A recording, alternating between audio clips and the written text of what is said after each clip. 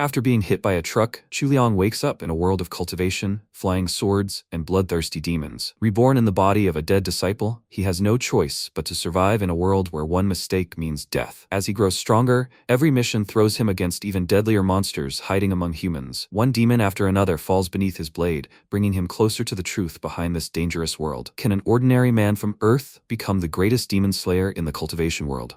It was an ordinary evening, but it seemed our protagonist Chu Liang had something brewing tonight. The maids escorted him to the room of their best concubine, and left so as not to disturb him. He entered her room and greeted her with a smile, after which a girlish laughter was heard from behind the tulle covering the bed. She said that he seemed quite interesting. She was informed that he wanted to see her sleepy and disheveled, since he liked it better that way. Initially, she thought of him as a rude man who liked to intimidate others, but he showed respect to her even before he saw her. She feels much calmer this way, and he also wanted to see natural makeup on her face, so she did not apply too much. She came out from behind the curtain and smiled and remarked that he was so handsome. Her name is Yi Nianhun, and she is glad to meet him. His gaze fell on her charms, and he awkwardly noted that her name sounded so elegant, which made her laugh and say that everything was just the way he liked it. She came up to him deliberately and pressed herself closer to him, saying that he was a little nervous. Was this his first time in a place like this? He answered her that, in fact, the elders forbade him to come here because he was too young. And she leaned towards him with interest, asking how old he was. He told her that he was only 17, and she laughed, noting that he had not even reached adulthood. To others, he might still seem like a child,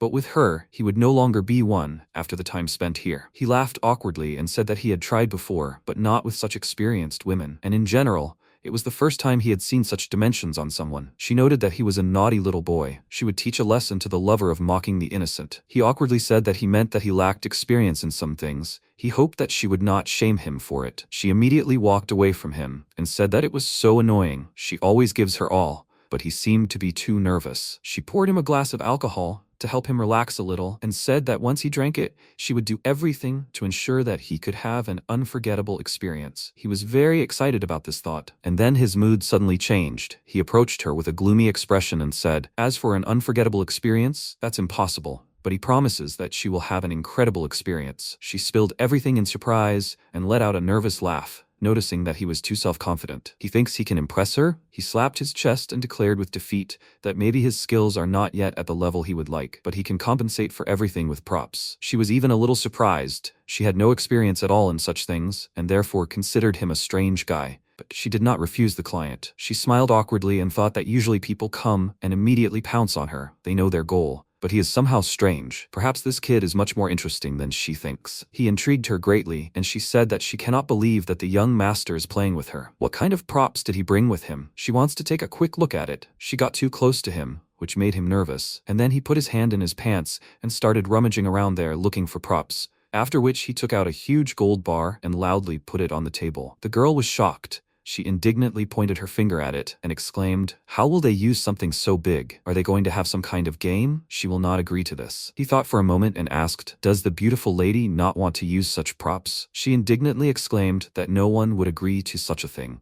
And then he suddenly pointed out the window, saying that someone was flying there, and she turned around. Then he grabbed an ingot from the table and hit her on the head with all his might, after which the top of her head began to smoke and burst into green flames, and her face suddenly became somehow angry. She exclaimed, "How dare he fool her? In that case, there's no point in pretending anymore." Her body suddenly grew in size, spider legs grew and another face on her abdomen, and she exclaimed that today they were convinced that he is a small scoundrel who attacks from behind. The woman really was a demon. In response to this, MC only smiled and said that there was no lie in his words. He really came here for the first time to exorcise a demon, and the spider girl is the biggest monster he's ever met. And she even let him use the props. She furiously called him an idiot. His words made no sense, and pounced on him, vowing to tear him to pieces. He used his energy, his appearance changed, and he said she was wrong. Had she heard of the swordsman cultivators from Mount Shu? Someone risked their life to report a monster disguised as a human in a pleasure house that was causing harm to others. He received orders from the sect to kill the demon and eradicate the evil. His name is Chu Liang. He's a disciple of the Mount Shu sect, and he's here to kill her. She became flustered and exclaimed, "What the hell was he doing here? He came in his finery, but now he can't escape her." She attacked and suddenly remembered something about the Mount Shu sect. This sect specializes in studying demon extermination techniques, and then she realized she was in big trouble. It seemed her only option to buy herself some time was to lure him into a trap. She threw a web at him and rushed to the window, but he asked, "Does this flimsy web really think it can stop him?" He waved his hand and sent his sword flying. It pierced the web and pierced her chest,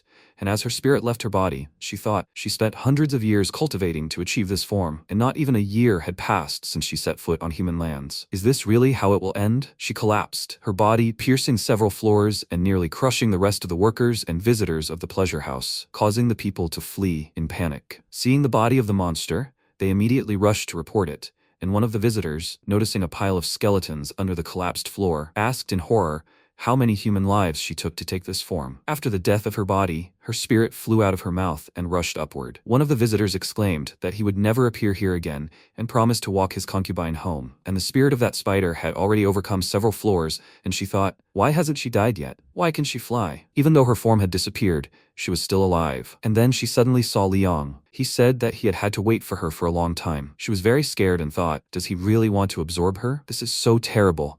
As soon as he touched her spirit, it dissolved, and he exhaled with a smile. Now the reward for capturing the demon is guaranteed to him. The fight with this demon had tired him out so much. The spider is very skilled at creating illusions, so it took him a long time to find her. The brick that casts a spell on a demon reveals its true form upon impact. Fortunately, he obtained it in the White Tower. With this treasure, capturing demons now happens much faster. Now that he has the spider's demonic soul, he can begin his favorite part. He concentrated and moved to the meditation room, to the White Tower. He headed towards it, and thought that every time he was as nervous as the first. Entering the first floor, he found himself in a completely different space, where cages for the demons he had captured were located on floating islands. He was able to collect the demon soul through third realm cultivation. Now he was curious what he would get after working on it. He approached the spider's cage and thought that last time, even a small demon soul could turn into a weapon like the ceiling brick. But now he should get something even more valuable. He nervously swallowed, pulled himself together, and pressed the button. The spider's spirit ignited and dissolved, transforming into a weapon, a demon-binding rope. When used, this rope could absorb the true chi of enemies, automatically and tightly binding the enemy, rendering them unable to fight. This would destroy the demon's mental state without even revealing its form. MC imagined how this rope would work in action, and he felt uneasy, but with the brick and this rope, capturing evil would be even faster. And then, in high spirits, he left the tower. Suddenly, he heard a noise outside, closed his eyes, and quickly returned to reality. He saw a paper crane fluttering against his finger, informing him that a letter from the sect had arrived. He tore the paper crane apart and opened the letter, which stated that the teacher had a very important matter for him, and he must figure out how to proceed. And judging by the 3 urgent notes, this matter is truly urgent. Liang felt uneasy. The master, who had been drinking non-stop for 12 hours and was absorbed in reading, lying on the floor without wine or books, could write so many words at once. He had a bad feeling about this. He left the pleasure house. The workers tearfully thanked him for defeating the demon, but they were very sad, because now the house would suffer huge losses in repairs. He awkwardly said goodbye to them, and thought, in the process of fighting demons, of course, unforeseen circumstances can arise, but it has nothing to do with him. Besides, the teacher wants to see him, so he can't hesitate. He returned to the territory of Mount Shu. Guards met him in the sky, and as soon as he showed them the pass, he entered the sect territory without hindrance, and immediately headed to his teacher's residence. He excitedly opened the doors, asking her what happened, but seeing that she was drinking again and simply lying on the bed, he only sighed heavily. She should have paid attention to her appearance, but it didn't matter. She was still drunk. Some time ago, while he was heading to the sect and looking at the mountainous expanses, clouds, and floating islands, he wondered how much time had passed. He didn't even realize that he had been in this world for more than half a year, and yet just 6 months ago, he was an ordinary high school graduate in China. Before coming here, he went down to the first floor, where their family restaurant was located, quickly put on his shoes, and his mother asked where the best student in their province was going at such an early hour. He asked her not to tease him. After all, the entrance exam results had come out yesterday, so he wanted to hang out with his friends today. She told him to be careful, and he ran out into the street. But at the end, he turned to her and said that he had a class reunion today, so she shouldn't expect him for dinner. And at that very moment, a huge truck hit him, and he fell into another dimension. He had no idea that one car accident would change everything, and that his mother would never wait for him again. What's even more terrifying is that his soul was transferred to a bizarre world, different from theirs. Demons and ghosts run rampant here, and the power of gods and spirits has a huge impact. Thanks to the immortal sects of the 9 heavens and 10 lands, peace and order are maintained. And thanks to that idiot driver, he ended up here. And he arrived at the very moment when Di Nufeng's disciple was making a breakthrough. But with great misfortune, MC's soul headed straight for him. He closed his eyes, thinking that he was about to fall and die, but he infused himself into that disciple's body, which immediately brought him back to life. And then something happened. The system activated, and there he was in his body. Realizing this, he was very surprised and thought, Is this an intersection of souls? He didn't kill the original owner of the body, did he? But this is all nonsense. How could such a huge truck accelerate next to his house in a small alley? How much kinetic energy would it take to travel through time and space? Was that truck really faster than the speed of light? Was it a space jump? Or did he crash into it on purpose so that he would end up here? He was very angry. Suddenly something was thrown at him, and he felt a sharp pain in his head, and memories of the body's previous owner came flooding back. It turns out his family was killed by demons when he was very young. That day, the entire neighborhood was engulfed in fire, and he was hiding on a beam under the ceiling. The demon walked through the building and scoured its eyes for the boy, and when it finally found him, it suddenly approached him and opened its mouth, which scared the little boy greatly. The demon opened its mouth wide, getting ready to devour him, and said that this little meat looks so delicious, he can't hold back anymore. It must taste even better. The boy was terrified. He froze in fear and was already preparing for his death. But then a beautiful woman appeared and saved him, his future teacher. She extended her hand to him and told him not to be afraid, then patted his head and said she wouldn't hurt him. This made him cry even harder. She smiled awkwardly, not knowing how to calm him down, and said he was safe now. But the more she tried to calm him down, the more he cried. And then she pinched his cheek and said she saw he had good cultivation abilities and invited him to join her in the sect. The boy immediately stopped crying and looked at her resolutely. From then on, he began his cultivation with his teacher. He had been disciplined since childhood, but at one point, he realized that even his teacher couldn't help him on the path of cultivation. One day, Nufeng left, and as he said goodbye, he asked her to be careful, and that he would train diligently and return to saturating his chi. The boy didn't give himself any rest, trying to quickly gain divine powers and descend from the mountain to eradicate evil and kill demons. He was too hasty in his cultivation, and because of this, his heart became unstable. He couldn't control his rage. As a result, the breakthrough failed, and his soul dispersed, and at that moment the fusion occurred, so thank God, it wasn't Liang who killed the original owner of the body. At first, he sighed with relief, but then he realized that this was the demon world. The scene of this boy's parents being killed by demons was firmly imprinted in his mind, after which he developed a trauma, but he was in China, so he understood that fear arose from a lack of power, so he just needed to become stronger. He continued cultivating and ended up in the Shu Mountain sect, one of the best in this world, and for a start, everything was quite good. And after the transformation, he realized that some changes were happening inside him. This white tower didn't exist in the previous owner's memory. It appeared with him. Upon entering, he felt his mind fill with a wealth of knowledge. For example, he learned that after killing demons, the tower rewards treasures. But then everything became a jumble. He was shocked. So much information at once was clearly too much. He barely remembered the one main rule of the mysterious tower. Kill demons, enter the white tower, cultivate, and receive a reward. At first, he didn't even want to look for major demons. He first searched a village near Mount Shu to find burials and tombstones, and killed several lantern ghosts. A lantern ghost is a type of ghost formed from the grudge of a deceased person, which attaches to a lantern and transforms into a ghostly flame. At night, it collides with living people. After hitting, the ghost disappears, and the person it hits becomes seriously ill at best. As for cultivators, nothing will happen to them. The lantern is powerless against them. She's so helpless, it's actually cute. The reward for refining the ghost lantern is a chi gathering pill, which greatly aids cultivation. It's not particularly rare, but in large quantities, it increases cultivation speed. For example, he once encountered a stone spirit statue that was doing absolutely God knows what, and in a tough battle, he used these very pills, which saved him. He also crushed the spirit into pieces. After refining the stone statue's spirit, the white tower presented him with a gift, a chest containing a magical treasure. Inside was a demon revealing brick. If you hit someone on the head with this demon,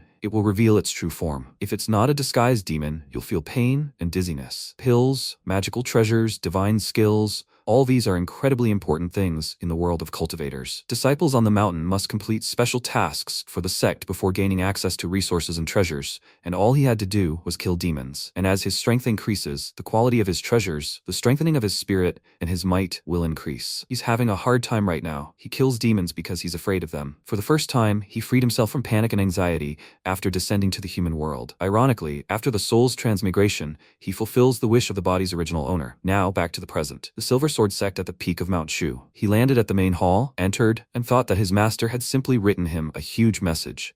It seemed the matter was truly serious. Before entering her residence, he paused and combed his hair. Once he was ready, he entered her room and said that he had finally returned. In the letter, she wrote that the matter was urgent. Nufeng was drunk as usual, lying on the bed, hugging a jug of alcohol. She was his teacher and also the master of the Silver Sword Peak. Finally getting up, she rubbed her eyes and said it was already dawn, and then she saw her disciple and asked what he was doing here. He frowned and said, but she sent him a letter, telling him to urgently return to the sect. She asked, is that true? Her head instantly cleared, and she remembered what had happened. Yesterday, the leader called the masters to a meeting, saying he wanted to prepare for the ascent of Mount Shu, which happens once every 10 years. He understands what this means, right? Disciples from different mountain peaks participate in the selection of the leader. At the meeting, everyone was arguing, but she didn't seem to care. But when Wang Xuanling started speaking, she couldn't stand his arrogance anymore. She stood up and imitated him arrogantly stroking his beard and said, he mumbled something about the title of head disciple of Mount Shu, that this title should be held by one of his subordinates. She spat in anger and exclaimed, does this old man really think that among the 36 peaks of Mount Shu, only his Jade Peak is considered the best? She disagreed with him. An argument ensued, and then a bet. If the disciple of the Jade Peak wins, she will give him the Phoenix Spirit. But if the disciple of her Silver Sword Peak receives this title, the old man will yield to her the position of head of all the peaks. MC smiled nervously, already understanding what she was getting at, and she said, that's why she wanted to ask him which disciple they could send, and be sure he wouldn't lose face. Liang smiled nervously and reminded her that they only had one disciple at their peak, and that was him. She clapped her hands joyfully and said, that's wonderful. He's such a smart boy, he decided to volunteer, and she's so pleased with her disciple. MC thought, he's just reached the early stage of the third realm. How can he compete with someone who has the fourth and fifth? He became very nervous and reminded her that Master Yu Jianfeng's faction is the most influential, with nearly 100 disciples. There are many outstanding individuals in the Golden Core realm, and they have every chance of becoming the top disciple. As for him, he only recently reached the realm of spiritual intent. He felt uneasy about what the teacher would think of him. The position of head disciple represents the face of each generation of Mount Shu, so there will be competition, that's for sure. As for the leader, he is the most powerful person among the 36 peaks. If none of the 4 elders of the major mountain cities can become the sect leader, the leader of the peaks will become the leading candidate for the next head. The teacher wants him, a weak disciple, to compete for the position of head, so he will have to really fight. Empress Feng, the thread of Mount Shu, as the teachers call him. She is known throughout all the rivers and lakes for her fondness for alcohol, martial skills, and peculiar character. She decisively claimed the position of supreme leader due to her outstanding cultivation, but the head of Mount Shu was always afraid to entrust her disciples, fearing that she might mislead them. In the end, she descended from the mountain, rescued the talented Chu Liang, and no one could hold anything against her. Perhaps she realized that training is hard work, which is why she did not take on a second disciple. Upon closer analysis, the master's logic defies explanation. His teacher patted him on the shoulder and said with a smile that he had at least 6 more months to prepare. If he achieved the rank, she would treat him with even more respect. His teacher's courage truly impressed him. She was risking the only treasure of their peak against others. She also promised him to do whatever he wanted if she became the supreme leader. MC had been staring at her pendant and remained silent this entire time, causing her to become angry and exclaim that he was too insolent. He dared to contradict her. He excitedly exclaimed that it was just a misunderstanding and asked her to listen to him. He wanted to say that since she had put the precious Phoenix Spirit Jade on the line, he would do everything in his power. However, there are some difficulties, and if he fails, he hopes she won't blame him. She smiled awkwardly and asked, so he wasn't looking at the pendant? She immediately apologized to him and cleared her throat, telling him to try his best. If he becomes the chief disciple and she becomes the supreme leader, they will receive a lot of resources and split them 70-30. Isn't that wonderful? She clapped her hands joyfully and headed to her bed, chuckling contentedly, while Liang walked towards the exit of the main building, and the laughter continued. He sighed heavily, summoned his sword and thought, is it possible to increase his strength enough in half a year to compete for a title? He now has both treasures and a tower. Now he can complete quests and destroy demons on his own, so he will try his best. Now he needs to go to the exchange pavilion to report on the completed task. In the sect, disciples obtain resources for cultivation through the distribution of missions in the exchange pavilion. The city soon came into view. Beneath the Supreme Palace, there are many important passages for sect members,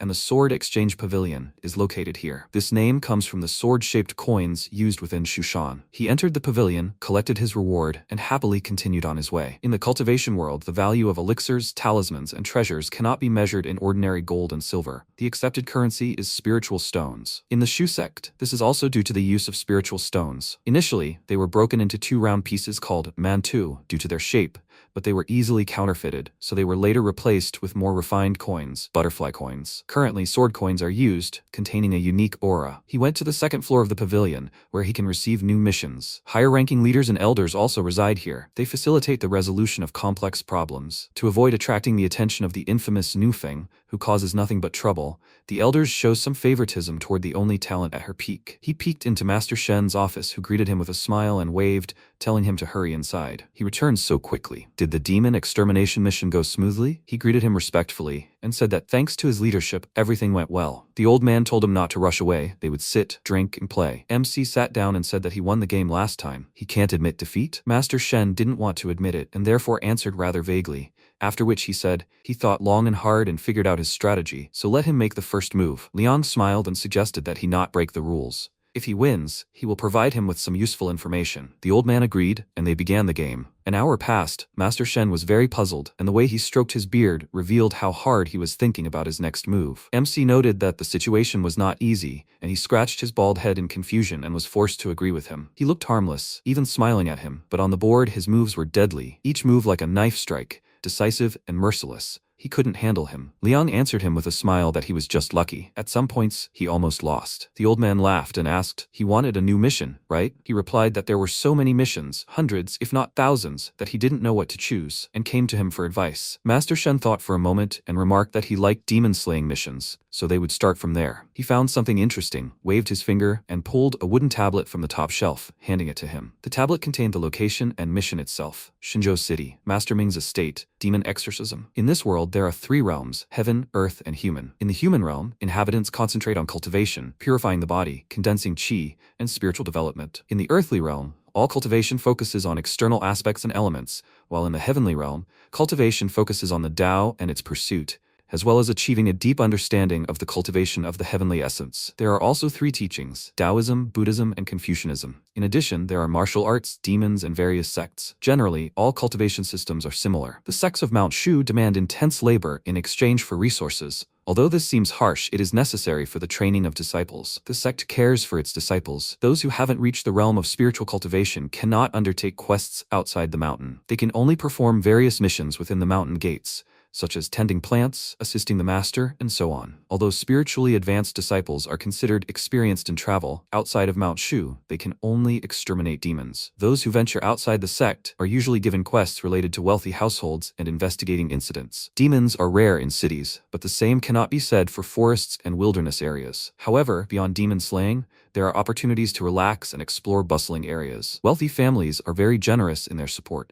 In addition to paying the fees requested by the sect, they often offer generous rewards upon completion of the quest, which are often quite substantial. Old Man Shen helped him choose a task, and so he arrived in the city of Xingzhou, at the estate of Master Ming Yuanwei. There, he was graciously greeted by the master of the house and his servants, and he led the guest inside to discuss everything over a cup of tea. One of his maids brewed tea and served it, after which Yuanwei said that with a young hero from the sect on Mount Shu, their house no longer had anything to fear. MC promised to help him and offered to discuss all the details of what had happened. The man lowered his tired gaze into his teacup and told him everything. For many generations, his family had been famous for their good deeds, and he doesn't even know why this is happening to them now. 3 days ago, strange, eerie cat cries were heard outside the mansion, haunting, sending shivers down his spine. 2 days ago, these cries were heard in their courtyard. Some of their servants witnessed a demonic creature with an incredible aura of bloodlust. And yesterday, cat-like cries reached them as well. He and his wife were terrified to hear it in the middle of the night. He became very agitated and told the young hero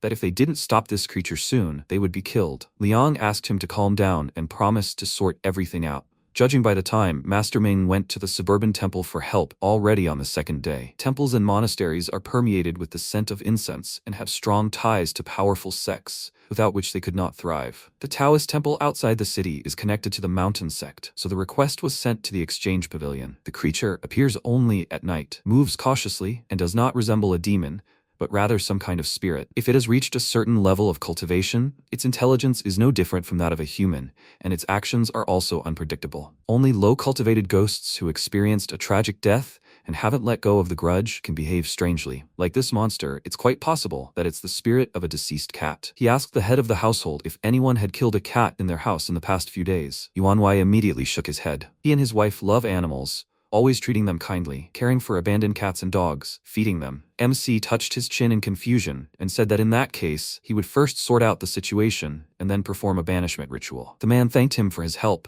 and then he went to explore the mansion's surroundings, which he spent the entire afternoon doing. That same evening, he returned to the estate and met with the head of the household again. He smiled and told the young hero that he had worked hard. His wife would arrive soon, Perhaps she also had something to tell him. Suddenly, one of the maids ran into the room and apologized to the master for interrupting them. But his wife was unwell, so she could not come. The man immediately stood up and asked the young hero to wait a bit, and ran off to check on his wife. Looking after him, Liang smiled and remarked that it was so sweet. Their love truly was strong. One of the maids agreed with him. Her master and his wife had been together for 10 years, and they were still madly in love. It was a pity that she had not been able to conceive in recent years. She even suggested that her husband acquire concubines to produce heirs, but he would never cheat on his wife. Both maids burst into tears and said that only such a beautiful and kind-hearted woman deserved such deep, sincere love. Sometime later, when it was already completely dark, Yuanwei returned to Liang and apologized to him for standing there waiting for him for so long. He asked if his wife was feeling well, to which he replied that it was nothing serious, just something that was happening to her. They would deal with the monster, and she would probably get better. MC promised him he would do everything in his power,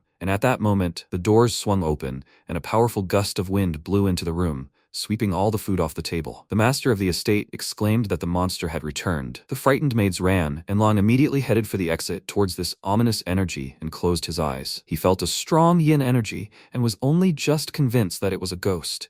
But he also sensed a strong demonic aura. He immediately turned to the master of the estate and told him to hide quickly, but he and his maids had already done so, and from another room, a man's plaintive voice was heard, asking the young hero to help them. Now, everything depended on him. He noticed that they were running quite fast. They will definitely have time to escape, even if the entire city is captured by monsters. He decided to get back to business, drew his sword and pointed it at the cat, and even became a little nervous. This is a vengeful spirit, arising from an unforgiven grievance, and the ghost of an unborn baby, whose grievances are 10 times stronger. Or, it could be a demonic spirit, but it's all so creepy. A vengeful spirit, a ghost of a baby, a demonic spirit, each of them is unique in its own way, and the creature in front of him has all the enhancements of each of these creatures. The cat screamed heart-rendingly, but then this creature saw Liang and immediately started to run. He swung, used swordsmanship, and sent it flying, which scared the cat, but then it quickly managed to dodge and was about to attack the young hero. Sharp claws tore his clothes, but he was able to dodge, and then he aimed his sword at this demon. This time the creature was unable to avoid the blow, and the sword wounded it. Now the cat was on the ground. It began to gather energy around it to heal the wound, and MC thought, "This is bad. The spirit has absorbed all sorts of buffs. The damage it receives is converted into its power. The more wounds, the stronger it is. If he doesn't kill it with one blow, he will have to prepare to meet an even stronger enemy." The hallmark of this spirit is speed. The cat suddenly began to move quickly from side to side. Liang prepared himself. He carefully watched the creature's every move, and when it attacked him from behind, he took out a rope and tied the cat, which made it no longer move. He exhaled with relief. It was close. He cannot make any more mistakes. He looked at the defeated spirit with a satisfied grin and thought, what works best when dealing with fast enemies? That's right, control. Luckily he had a rope which he recently received in the White Tower, but even this thing does not guarantee an accurate hit. To use this at close range, he took a risky step and deliberately let the spirit get close. If the speed of the rope's release slowed even slightly, the outcome of the fight would be different. He must maintain composure and keep his distance, otherwise the spirit would escape him. Now it was time to end this. He raised his sword and pierced the spirit's body, causing its shell to immediately dissipate, and it absorbed its soul. Compared to the spider demon,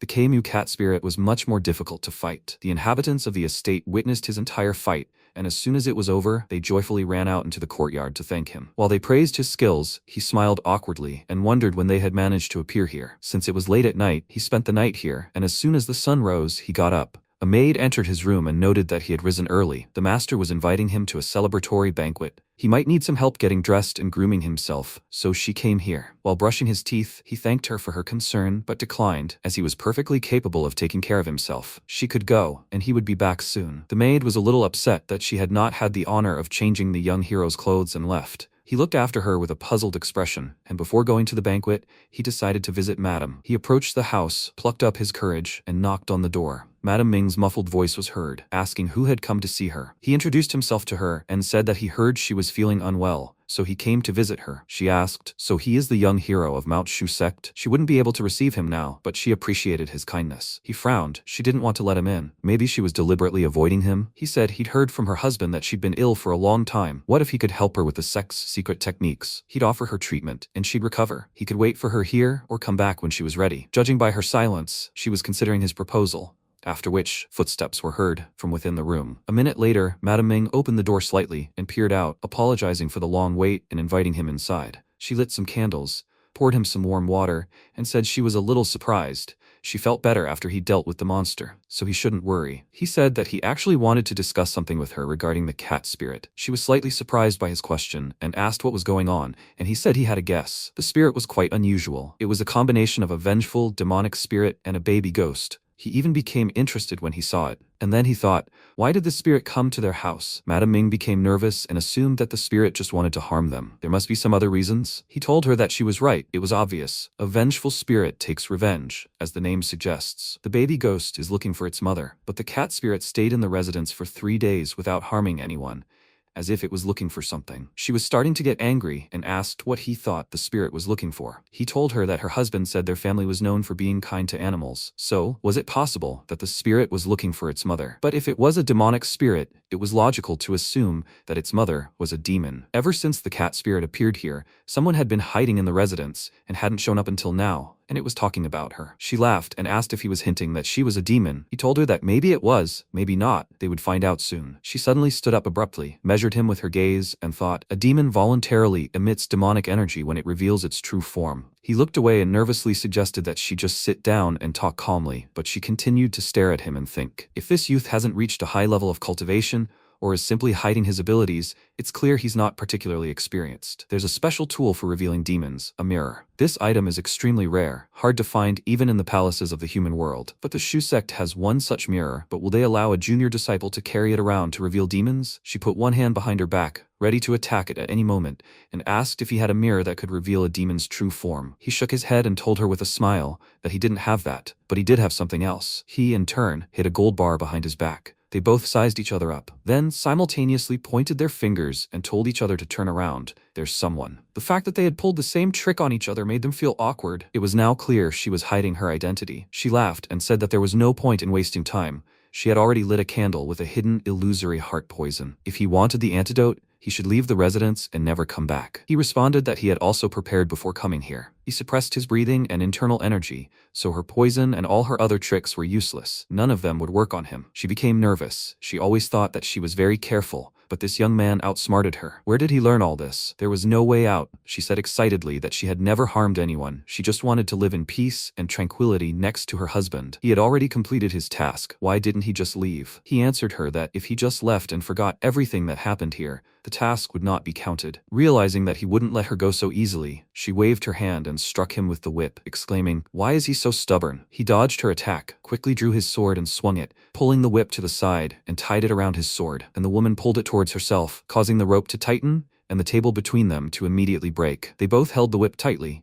Then she leaned forward and mentally asked him to just leave here. Because she let go of the whip, MC almost fell, and then she rushed to attack. He prepared himself, deliberately letting her get closer to him, and dodged, and she fell. He quickly drew a rope, threw it at the demon, and she deftly dodged, but the rope moved on its own and headed straight for its target. She became very nervous and realized that something was wrong with the rope, and then this thing wrapped around her entire body and she fell and could no longer move. Because of the way she was tied, she became very indignant and exclaimed, "What is he doing?" Liang approached her with a gloomy expression on his face. She became very scared, thought of something else and told him to just kill her. Understanding what she was thinking, he became agitated and said that he had not had such thoughts at all. Because of this, she became even more scared and burst into tears, asking, then if he was not going to kill her, what did he want? She did not expect this from him. Her husband came running to the noise. He ran into the room and, seeing the state of his wife and what the young hero had done to her, he was taken aback. His gaze darted from her to him, and he asked in shock, did he come at the wrong time? MC felt very awkward and said that, on the contrary, he arrived on time. The man burst into tears, but since he loved his wife very much and wanted her to be happy, he decided to let the situation go.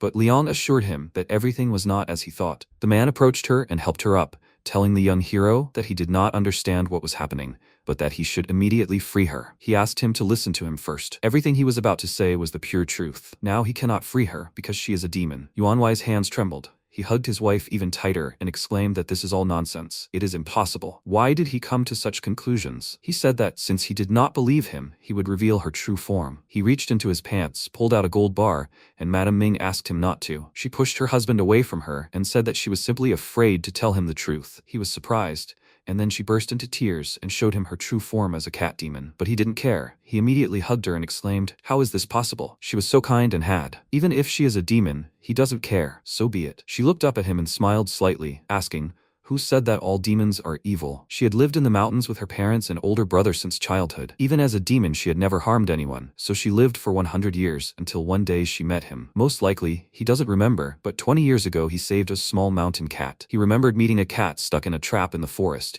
and asked in surprise, "So it was her?" She confirmed it. At that time, she was still in the early stages of cultivation. In the mountains, she encountered a ferocious wolf. She had to fight for her life, and the chances of escape were practically zero. But she managed to escape and ended up caught by a hunter. At that moment, she thought she would never see her parents and brother again, but a passing boy saved her. Yuanwei joyfully exclaimed that he remembered it. He was very young then, ran away from school and went to play in the mountains, and saved a cute little kitten. He wanted to take her home to nurse her back to health, but she ran away as soon as he freed her. She continued. After that, she diligently practiced her cultivation. All these 10 years she studied the shape-shifting technique. Only then did she master the art of reincarnation as a human. She simply left the mountains, not even daring to tell her family about it, and she did not even expect that they would meet again. On that rainy evening, they bumped into each other and fell in love at first sight. He had grown so much then, but he had not changed one bit. Yuanwei said with a smile that he thought it was their first meeting, but he could not imagine that he was seeing her for the second time. She said that everything that followed was like a dream. She fell in love with him,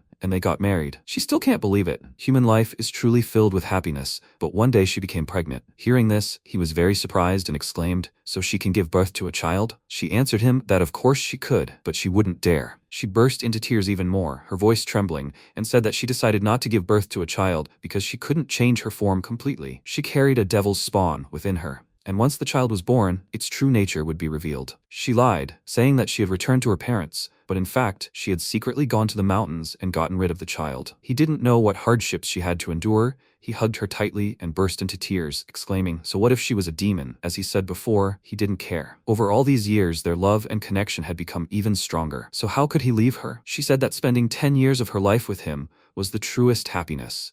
But it seemed that this was where their paths diverged. She pulled away from him and headed towards Liang, saying that their child had turned into a vengeful spirit, and that was why she had been discovered. She stood in front of him and defiantly said that if he wanted to kill her or start torturing her, then he should do it right now. Her husband immediately rushed to her and yelled at her, telling her not to dare do this. She had done nothing wrong. They would handle everything together. He fell on his knees in front of Liang, shielding his wife, and declared that he was ready to give him all the wealth of his family, in exchange for him sparing his and his wife's lives. MC remained silent and thought, demons inhabiting human land are already a problem. Killing them is completely legal and righteous, and their deaths are especially useful for him because he can gain a huge advantage. But sparing her and taking all of Master Mib's wealth doesn't sound so bad. Even for a wealthy man, such a decision is very difficult. In general, any decision is beneficial for him, and he made his decision, sighed heavily, and shook his head from side to side, which made Yuanwei freeze in shock. And his wife smiled bitterly and thought that she was ready to exchange 10 years of her life for one. Seeing their reaction,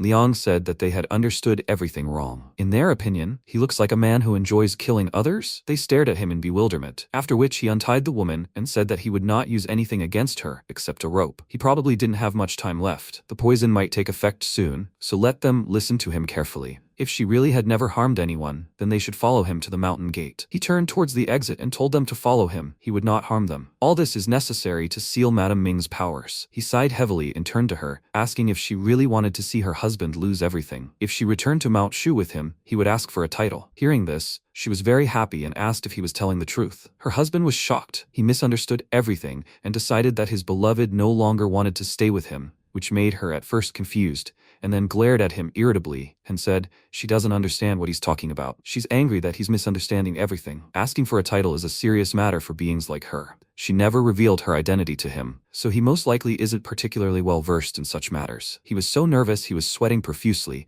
and wiped his face with a handkerchief, and she continued. A request for a title is different from what happens in the mortal world, from monsters and spirits, which requires a title from humans. Granting a title does not mean following the ancient practice of legitimizing a monster's status. A spirit or other being is officially recognized as benevolent. Demons can live freely in the human realm. This can be compared to granting citizenship. A monster without official recognition is like an illegal resident, and if cultivators find a wild monster infiltrating a human city, the sentence will be carried out on the spot. And the reason she was so afraid to approach the young hero is because her true form would be revealed. Only the human realms and the 9 heavenly sects have the power to grant titles. For monsters, the heavenly sects are considered something untouchable. They have no chance of making contact, unlike the other 10 earthly sects. But they do not have the power to grant titles to demons. Obtaining a title is an incredibly difficult task. The current human dynasty is called the Yu dynasty, and the country has enjoyed peace and prosperity for over 600 years. However, any demon living in a human city can lurk, posing a hidden threat even in times of peace. It is said that those not of her kind have different hearts. Be it the imperial court or the heavenly sects, granting a title is tantamount to approval. If this creature causes chaos in the future, the one who bestowed the title bears responsibility for it. Even disciples of the 9 heavenly sects rarely bother with such troublesome matters. When encountering monsters, the easiest way is to kill them, regardless of whether they are good or bad. She fell to her knees and said, but fortunately, the one who discovered her identity was a young hero,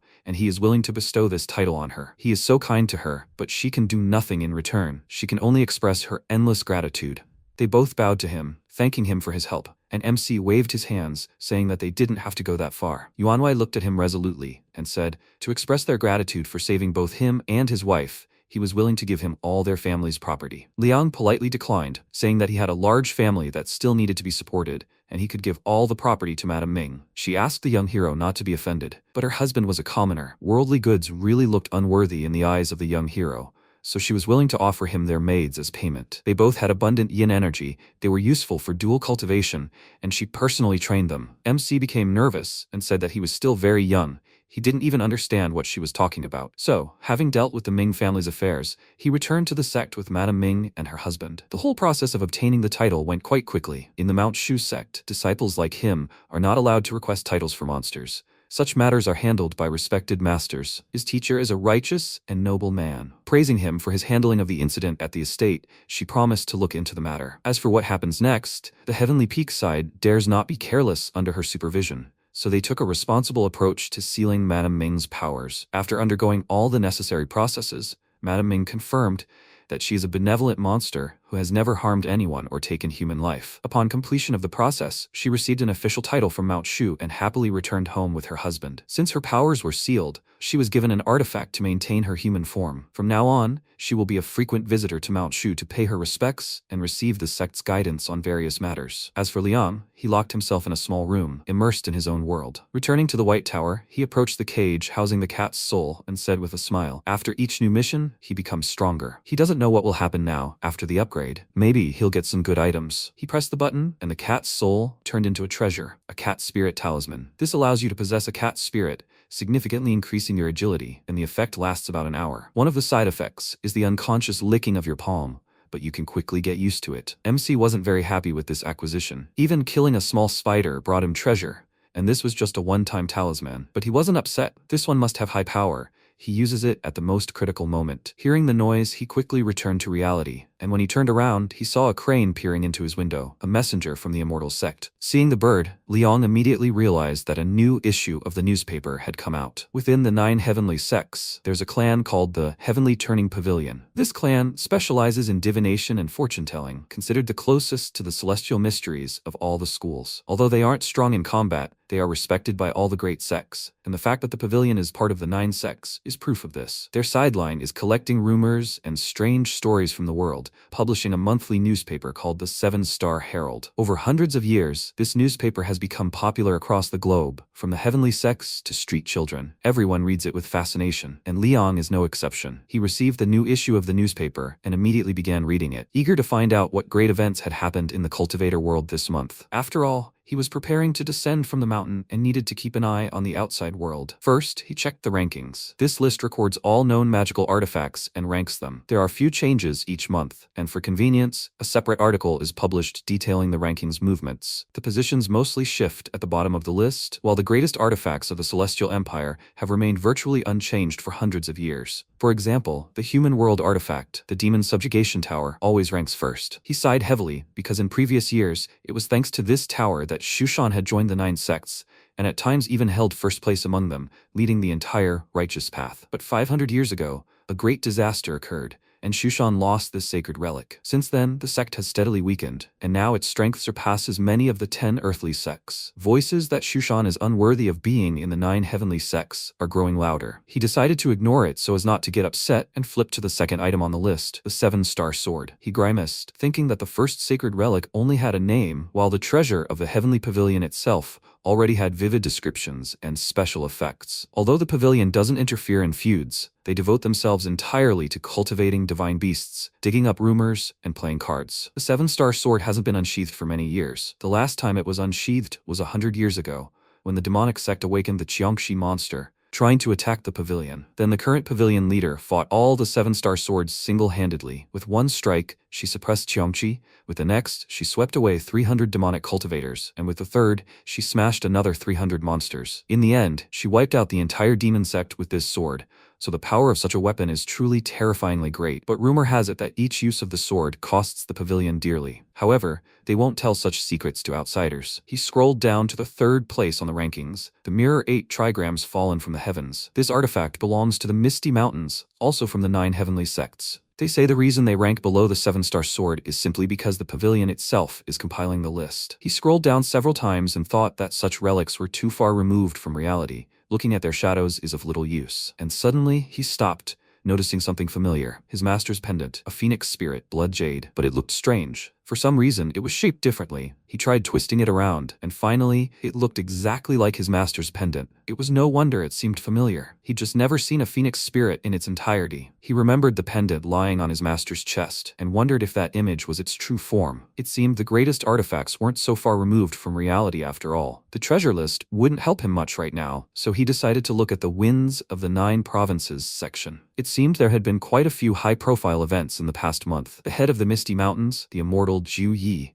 emerged from seclusion and engaged 2 guardians of the Dark Sect. He killed the Silver King, and the Golden Marquise fled wounded. The Dark Sect, one of the pillars of the demonic path, had been rapidly gaining strength in recent years and was preparing to take the stage, but the performance of the immortal Ju was a serious blow. Now he wonders how the mysterious sect leader will react. Next comes the news. A disciple named Luo Yao has appeared in the Valley of 3 Poisons, one of the 10 earthly sects. In the southern lands, she exterminated 3 sorcerer sects in a month, and the valley itself rests on 3 pillars: poison, curse, and witchcraft. With such hatred for witchcraft, her sect comrades can only tremble. And more news from Shushan. The head of Jade Sword Peak, Wang Xuanling, recently killed a dragon on the East Sea that was destroying fishing boats. Seeing a whole article about him, MC became excited and remembered his master. She has always disliked the head of Jade Peak, so he has a bad feeling about this. Suddenly, a roar was heard outside. Nufeng flew out of the sect at high speed and told her disciple she would be leaving for a few days. He looked after her, dumbfounded. Knowing her temperament, she definitely wouldn't tolerate Wang Xuanling becoming famous. It's surprising she held back. He's not worried about her life, but he is very worried about the ecosystem of the Eastern Sea. His teacher always strives to be first. After finishing reading, he stretched and thought that a lot of time had passed.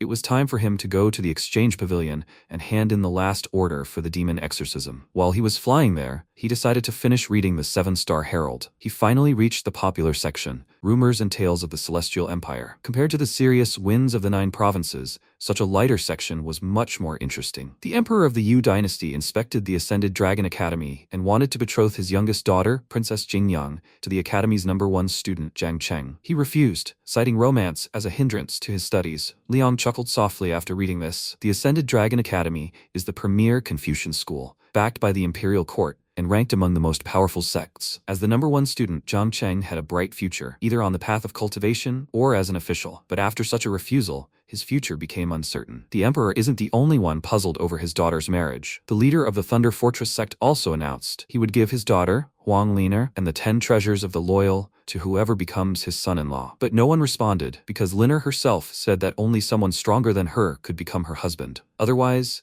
he would become fodder for her mammoth on the very first day. This girl has a rather complex personality. By this time, he had already arrived at the pavilion and noticed that there was news from Shushan in the rumor section. This month, Fairy Zhang Yobai, was spotted with Feng Chaoyang from the Heavenly King sect. They dined together at the Drunken Moon restaurant in Jiangnan. Rumors of a romantic relationship were circulating. The MC was even surprised. Although the pavilion never makes things up, they write, rumors, out of caution if the relationship is unconfirmed. Suddenly, a guy's voice came from the side, who had just read the article and exclaimed that it was absolutely impossible. Their fairy Jiang would never let that scoundrel from the Heavenly King sect take him away. He begs her to leave her love behind in Shushan.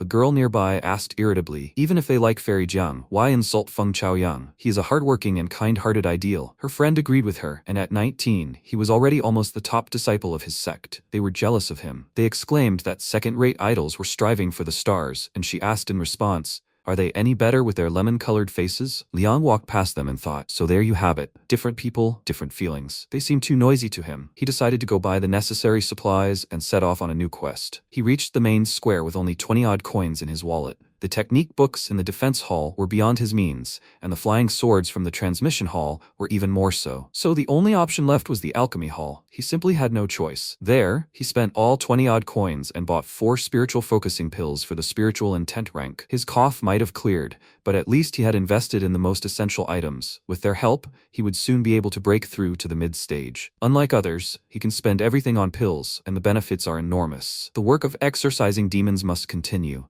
and while he has the White Tower, he must make the most of it. Leaving the alchemy hall, he headed to the main hall. This time, he decided not to disturb Master Shen and choose a quest himself. But he ran into a problem. There were too many quests for the spiritual intent rank. A nearby cultivator shouted, collecting the human-faced jade soul flower. The reward is generous. They are one person short and they set out immediately. They are led by a senior at the golden core stage, so they guarantee absolute safety. MC turned at the sound of his voice. This guy kept recruiting people to join the team, and he wondered if he was talking about the jade soul flower. The guy also mentioned an amazing 3-day excursion to the southern region's Pacification Mountains, and Liang was very interested. Lots of people fighting in an open field, and a bunch of demonic beasts. Binding shackles, exterminating demons, he loved it all. The more people who complete a quest, the higher its difficulty, and the higher the difficulty, the more demons there are. The more demons, the more souls there are to refine into treasure. If a quest is teeming with demons, it must be good. He really enjoyed it all, and approached those cultivators, saying he wanted to join the team quest. They were overjoyed that the team had formed so quickly, after which the guy who was calling everyone over happily shook his hand and said, welcome. It was obvious at first glance that he was an experienced fighter. They were very lucky to have him join them. MC immediately noticed that even though he didn't know them, they were all very welcoming. It seemed the disciples of Mount Shu truly were like a single family,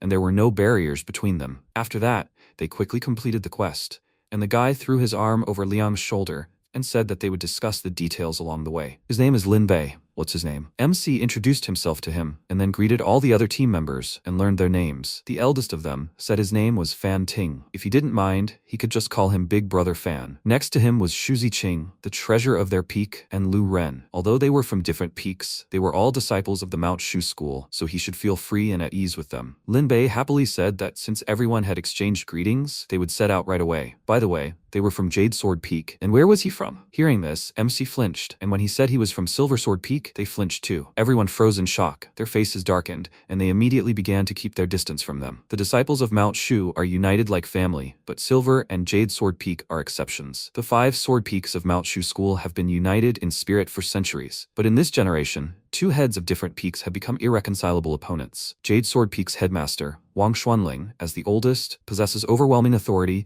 and an unyieldingly tough character. Meanwhile, Silver Sword Peak's headmaster, Di Nufeng, is young and fiery, and has always disliked anyone who disdains her, so arguments inevitably arise between them whenever they meet. When mentors openly display opposition, their disciples naturally follow suit. In particular, the recent rumor of a bet between Wang Xuanling and Di Nufeng has spread throughout the mountain, and Silver Sword Peak is now viewed as an enemy by the disciples of Jade Sword Peak. Because of all this, they were extremely uneasy. Lin Bei thought that withdrawing his hand now would definitely be inappropriate. Fan Ting also felt uneasy. They had previously greeted the sole representative of Silver Sword Peak so warmly, but now they couldn't change their attitudes so abruptly. Ziqing was also uneasy. Why?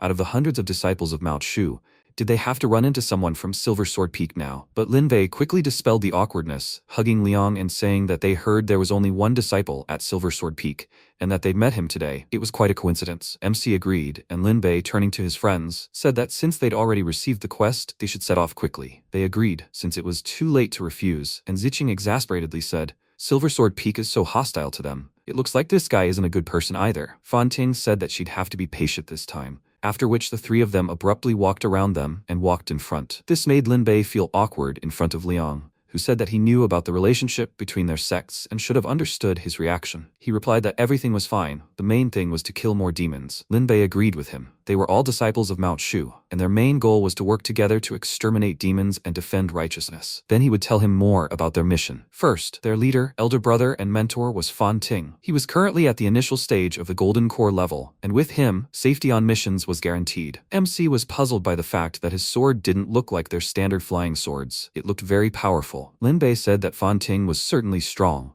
At first glance, he was only one level higher than their spiritual intent. But this was already a barrier between human and earthly limits, the very obstacle that most cultivators couldn't overcome in their entire lives. They were still far from the Golden Core level. As for the youngest, Ziqing, they're mostly accompanying her, because this is her first mission outside the mountain. She's the biological younger sister of their Jade Sword Peak's top disciple, Xu Xiang, but since he recently went into seclusion, they've brought her along. Liang was surprised to find that he knew the name. In recent years, the Mount Shu school has weakened, and in terms of the number of strong disciples, they're inferior to the other 9 heavenly gates of immortals. As for the most famous names in generations, those are Zhang Youbai and Xu Xiang. Lin Bei laughed and remarked, being in the same league as the famous Jiang still speaks volumes about the status of their Jade Sword Peak. But generally speaking, all disciples of their school, at the initial stage of the spiritual intent level, like Ziqing, go on their first mission in a group with experienced older brothers or sisters. And he, as the only disciple of Silver Sword Peak, with whom did he go on his first mission? MC replied that he'd always done demon-slaying quests alone, which shocked Lin Bei. He sincerely admired him and said it was so cool. He'd been doing everything alone from the start. He was just crazy. Liang asked what was normal then, and he explained. First, you do group quests until you reach the middle or end of your spiritual intent level, and only then start going out on solo demon-slaying quests. MC mentally noted, it sounds reasonable.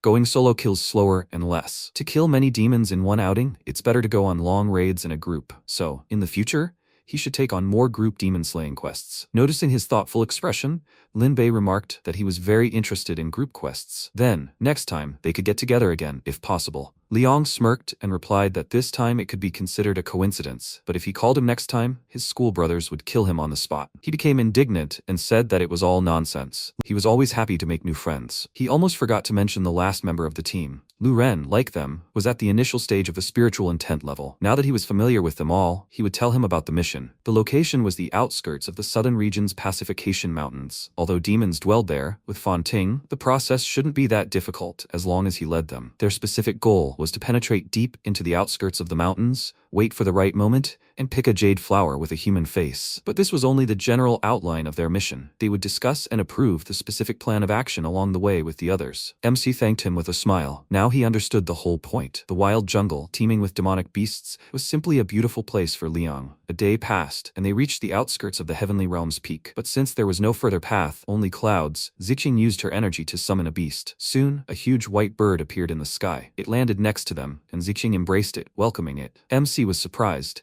He was also at the initial stage of spiritual intent. He didn't even have 20 coins, but this girl could afford such a luxurious, enormous spirit pet. He envied her. She climbed onto the bird and told her friends to hop on, but she didn't want to call Liang out of hostility. As he approached the bird, she gave him a displeased look, causing him to become despondent and mentally tell her, no matter how she glared at him, he would still have to fly on this bird. Lin Bei encouraged him, telling him to climb up, and as soon as they sat down, he thought with anticipation, is the next goal the southern region's taming mountains? Finally, they were descending from the mountains to slay demons. When the mood is right, flying on a sword among the mountains is both agile and enjoyable. Sword flying is fast, and for mere mortals it looks very cool, but during long flights, the flyer himself can be both exhausting and cold, a rather pitiful sight. But flying the distance on a mount, that's truly cool. While he was enjoying the ride, Lin Bei called out to him and said that they were already approaching the edge of the Taming Mountains. These mountains lie at the junction of the southern region and the central lands. They stretch for 800 li, like a high wall separating these two territories. The city there is tall, the valleys are deep, the forests are vast and dense,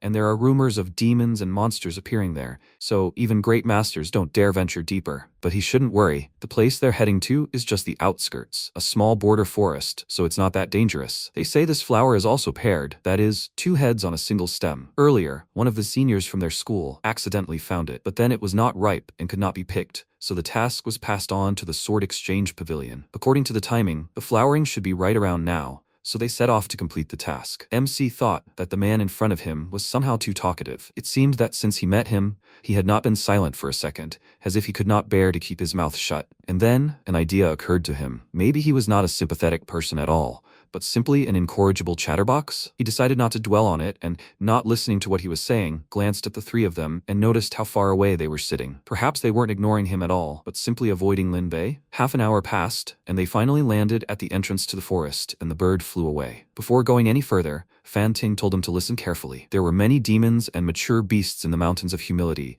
and flying through the air was strictly prohibited, so they would go on foot. This forest is full of grass and tree spirits, and even during the day, toxic fumes linger, so they'll have to walk, holding their breath and retaining their chi. They won't be able to restore their true chi, so they'll have to be extremely careful when expending their strength. He needs to maintain his cultivation, so he'll delegate the task of clearing the way to them. He told the boys they'll be taking turns. Do they have any objections? Lin Bei touched his chin in confusion and thought, although the forest contains toxic fumes, for those still at the stage of spiritual intent, all meridians are already unified, and holding their breath for a long time is entirely possible. But if one can't breathe, then one can't fulfill one's true purpose, meaning everyone's reserves are limited and very precious. But even if they encounter grass and tree spirits along the way, blocking the way, someone will still have to expend strength to break through. Fan Ting, as the strongest, must conserve his energy for emergencies and can't waste it on trivial matters like clearing the way. Ziqing, meanwhile, is the weakest, and this is her first time descending the mountain. She naturally needs to be protected in the center of the group, so the three of them will take turns clearing the way. Fan Ting had thought everything through, quite fairly and sensibly. Suddenly, Liang raised his hand and said he had a suggestion for the path-clearing plan. Fan Ting's expression immediately darkened,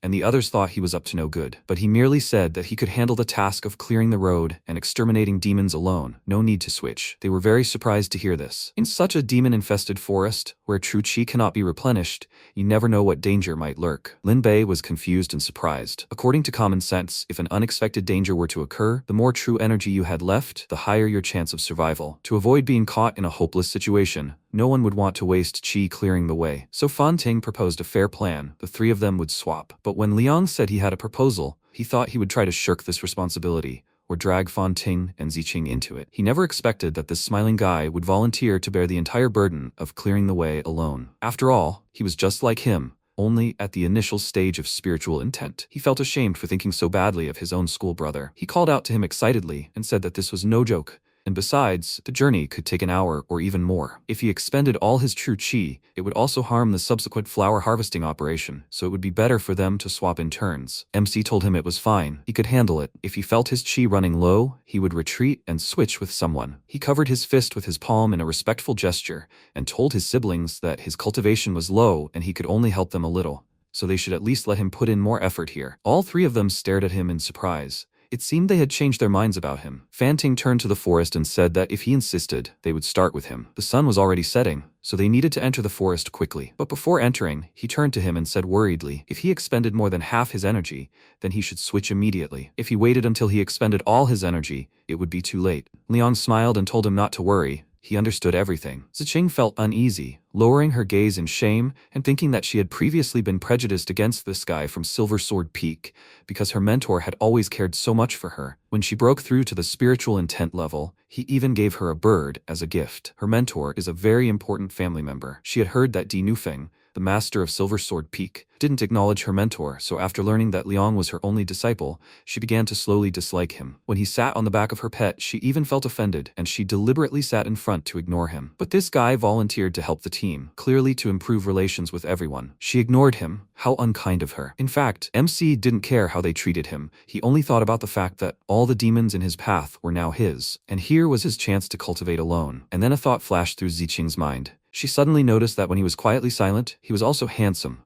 and his smile had been beautiful just now. It was immediately obvious he was a good person, so she should also contribute for him. She ran up to him and, with a smile, handed him 3 chi-gathering pills and asked him to take them, which greatly surprised him. These pills quickly replenish true chi, so in this situation, they would be very useful. But their main purpose is to accelerate cultivation after taking them. And here, where there is no opportunity to continue training, simply spending them on replenishing chi is wasteful. He shook his head and was about to refuse, but seeing her upset face, he hesitated. She looked at him with such a look, begging for forgiveness. She treated him so unfairly earlier. What should she do if he doesn't accept the gift? He took the pills with an awkward smile and thanked her, which immediately made her very happy, and said it was all nonsense. She still had plenty of such pills. After that, Liang drew his sword and walked ahead, thinking that all of this was very strange. Why had their attitude towards him suddenly changed so much? But he decided not to think about it for now. The main thing was that all the loot belonged to the one walking ahead. It was not for nothing that he volunteered to lead the way and fight the demons. Very soon, they advanced deep into the mountains, and it was already so dark that they had to light a lantern. MC walked ahead and carefully looked around, focusing on his sensations. He felt demonic energy approaching from the side, and then a carnivorous plant swooped down on them from above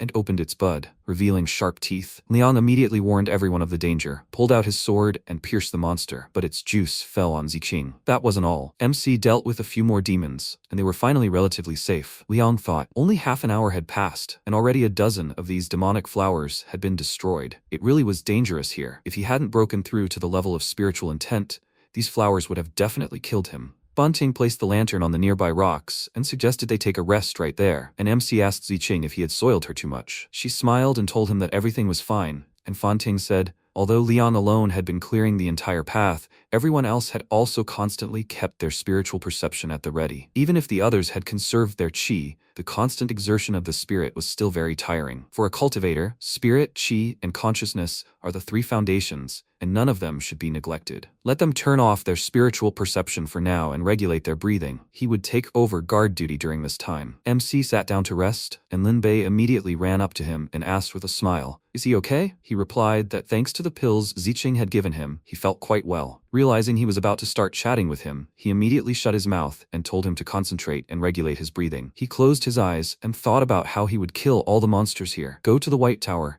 get the treasures, and so on. Since Ziqing didn't mind giving him these pills, then using them would be a pleasure for him too. He could still get them all back by simply visiting the demon lanterns again. He moved to the White Tower, split the soul of a demon flower, and obtained 100 flower powder. This is an antidote prepared with the essence of 100 flowers. Half should be taken internally, half applied externally. This thing helps fight any kind of poison. After using the powder, a floral scent lingers on the body. Jasmine at the beginning, rose in the middle, and chestnut blossom at the end. The scent is rich and lingers for a very long time. Meanwhile, Ziqing, descending on her first mission, seemed to have encountered a serious difficulty. A girl as meticulous as she was didn't want to sit on the dirty ground to regulate her breathing, and with her weak strength, she must conserve it until the very end. She hadn't shown any signs of strength along the way, and now only threw pebbles in frustration. Since she no longer needed to regulate her breathing, she began to look around and suddenly heard a rustling sound coming from the bushes. She became nervous. The sound grew louder and she tensed, already preparing to attack, and suddenly a toad jumped out of the bushes at her, and she jumped back in fear and barely twisted to avoid accidentally touching this abomination. She was so scared that tears welled up in her eyes, and she thought, since it wasn't a demon, she didn't sense it with her spiritual perception. Her legs buckled from such surprise. Suddenly, Fanting noticed something and called out to her excitedly, warning her of danger. Neither of them noticed the demonic flower that had been nearby all this time. While they were resting, the creature took advantage of the moment and attacked Ziqing. Fanting immediately ran to her aid. He waved his hand, throwing a sword towards her, and pierced the demonic flower completely, causing a loud crash, and Liang was immediately brought back to reality, frightened. Everyone ran to Ziqing to check her for injuries, and MC stared in shock at the deep crack left by the blow, wondering what had happened. Had she really been attacked and Fanting had interfered? So this is what it means. The intervention of a gold core level master? This truly looks terrifying. Ziqing used her healing arts to heal the wounds on her leg, but since they were saturated with poison, she was unable to do so and sat down from a sudden loss of strength. Realizing she had been poisoned, she burst into tears, and the boys were horrified at the sight of the wound on her leg. Fanting said, "The ordinary demonic flowers in this forest aren't poisonous, but the one just now seems to be a mutated purple vine flower." Lin Bei frantically rummaged through his pockets, looking for something to help her with, and said, "This is bad. The only antidotes they've prepared are pills to neutralize the forest's toxic fumes. This purple vine flower is extremely rare, and they don't have a specific antidote for it, so there's only one way left." Fanting asked, "So he has a solution?" He told the girl to first cut off her own flow of qi and blood to slow the spread of the poison, and he would use a technique to suck out the poisoned blood. The girl shuddered, and Fanting immediately blocked his path, saying that his cultivation was only slightly higher than hers. If he sucked out the poisoned blood, what would happen to him? He would also be poisoned. He prepared himself and declared that his cultivation was higher, so he would be the one sucking out the blood. Ziqing was very nervous. She was uneasy about all this, and then Lu Ren intervened, telling Fan Ting that he already had a great responsibility.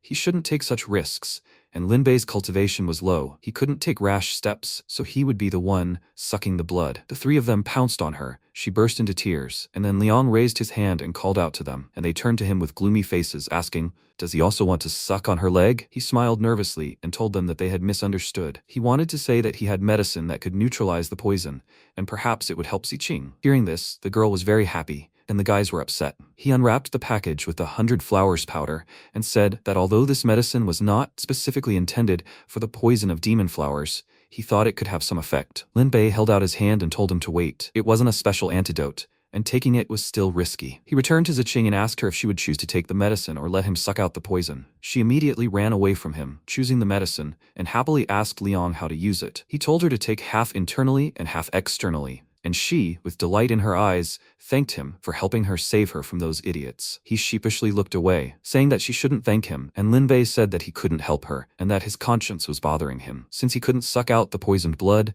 maybe he could help her apply the medicine? She irritably waved him off, then took half the medicine internally, applied the other half to her leg, and then used a healing art, and finally all the wounds disappeared. After that, she smelled the scent of flowers, and it was so fresh that her body seemed to float. Then the aroma became more intense. She felt as if she was being enveloped in flowers. The aroma grew stronger and stronger with every second. The smell too, like a wave. And suddenly she felt some strange smell, something strong and somehow tart. She began to fall into this smell, because of which she could no longer breathe, and woke up from the obsession, and wondered with surprise what just happened. She almost got stuck in this bizarre aroma. MC came up to her with a smile and noticed that she woke up. It seems that his medicine worked as it should. She looked at him in surprise and realized that this smell was coming from him too. Now she saw him as a handsome man among beautiful flowers. He sat down and extended his hand to her, asking how she feels. And so she fell in love. She was already starting to think that she smelled like this guy, and she felt really awkward. She wondered what she was even thinking about. Her heart was pounding so wildly. She must have been mistaken.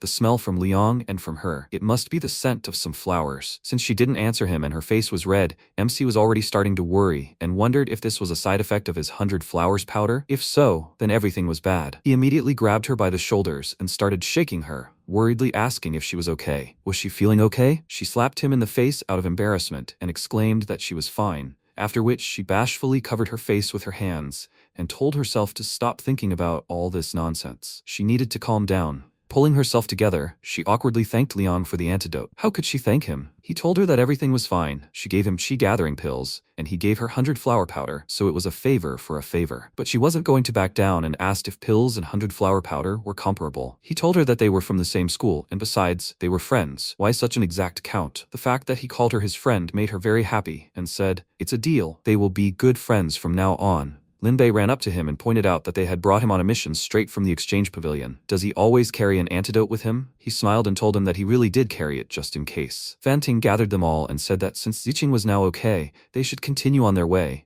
and MC ran ahead in anticipation, telling them to rely on him. He would take on the demons. Lin Bei thought this guy was a pleasure to deal with. He could fight monsters, carried excellent medicine, and was a reliable companion. Half an hour later, they had already left the path and were heading toward a crevice through the forest. Fan Ting told everyone to be on guard. They were almost there, and time was running out. They needed to quicken their pace. Soon, they were at the crevice, from which ominous demonic energy emanated. Lin Bei thought that in such a deep place, the echo should be strong, and decided to test it. His voice echoed throughout the area, and he immediately shut his mouth, realizing he hadn't considered the possibility of attracting the attention of the nearby monsters. His comrades glanced at him, but no one reproached him. Lin Bei said, "According to the instructions, the jade flower is right ahead, in the gorge. There are no more flower demons here, but it will be much more dangerous, so everyone needs to be extremely careful." They descended into the valley and entered a gorge. Liang immediately noticed how quiet it was here. In the midst of these lands teeming with demons, such a peaceful spot suddenly appeared. Most likely, this was the territory of some monster lord. Up ahead, they saw the glowing silhouette of a flower, and the closer they got, the larger it became. This flower was actually a huge tree,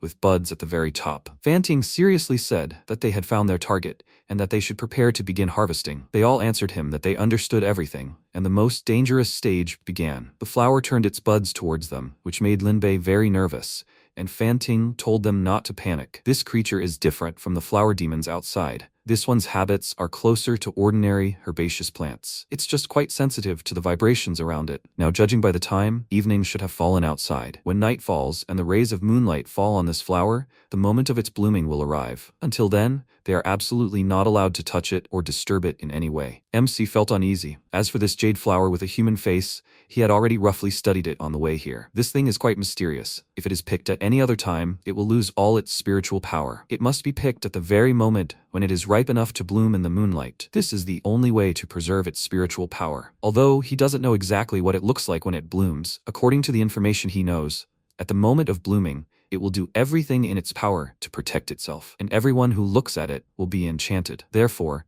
it is best to work in a team to collect this flower. At the very moment the jade flower with a human face blooms, it is necessary to place a bronze mirror in front of it, and then the illusion magic of the jade flower will turn against itself and put it to sleep. Meanwhile, another person should pick the bud. While the two are busy collecting the flower, the rest should form a three-sword formation to be ready for the appearance of monsters protecting the treasure, whose locations are unknown to them. Fan Ting said that the time has almost come.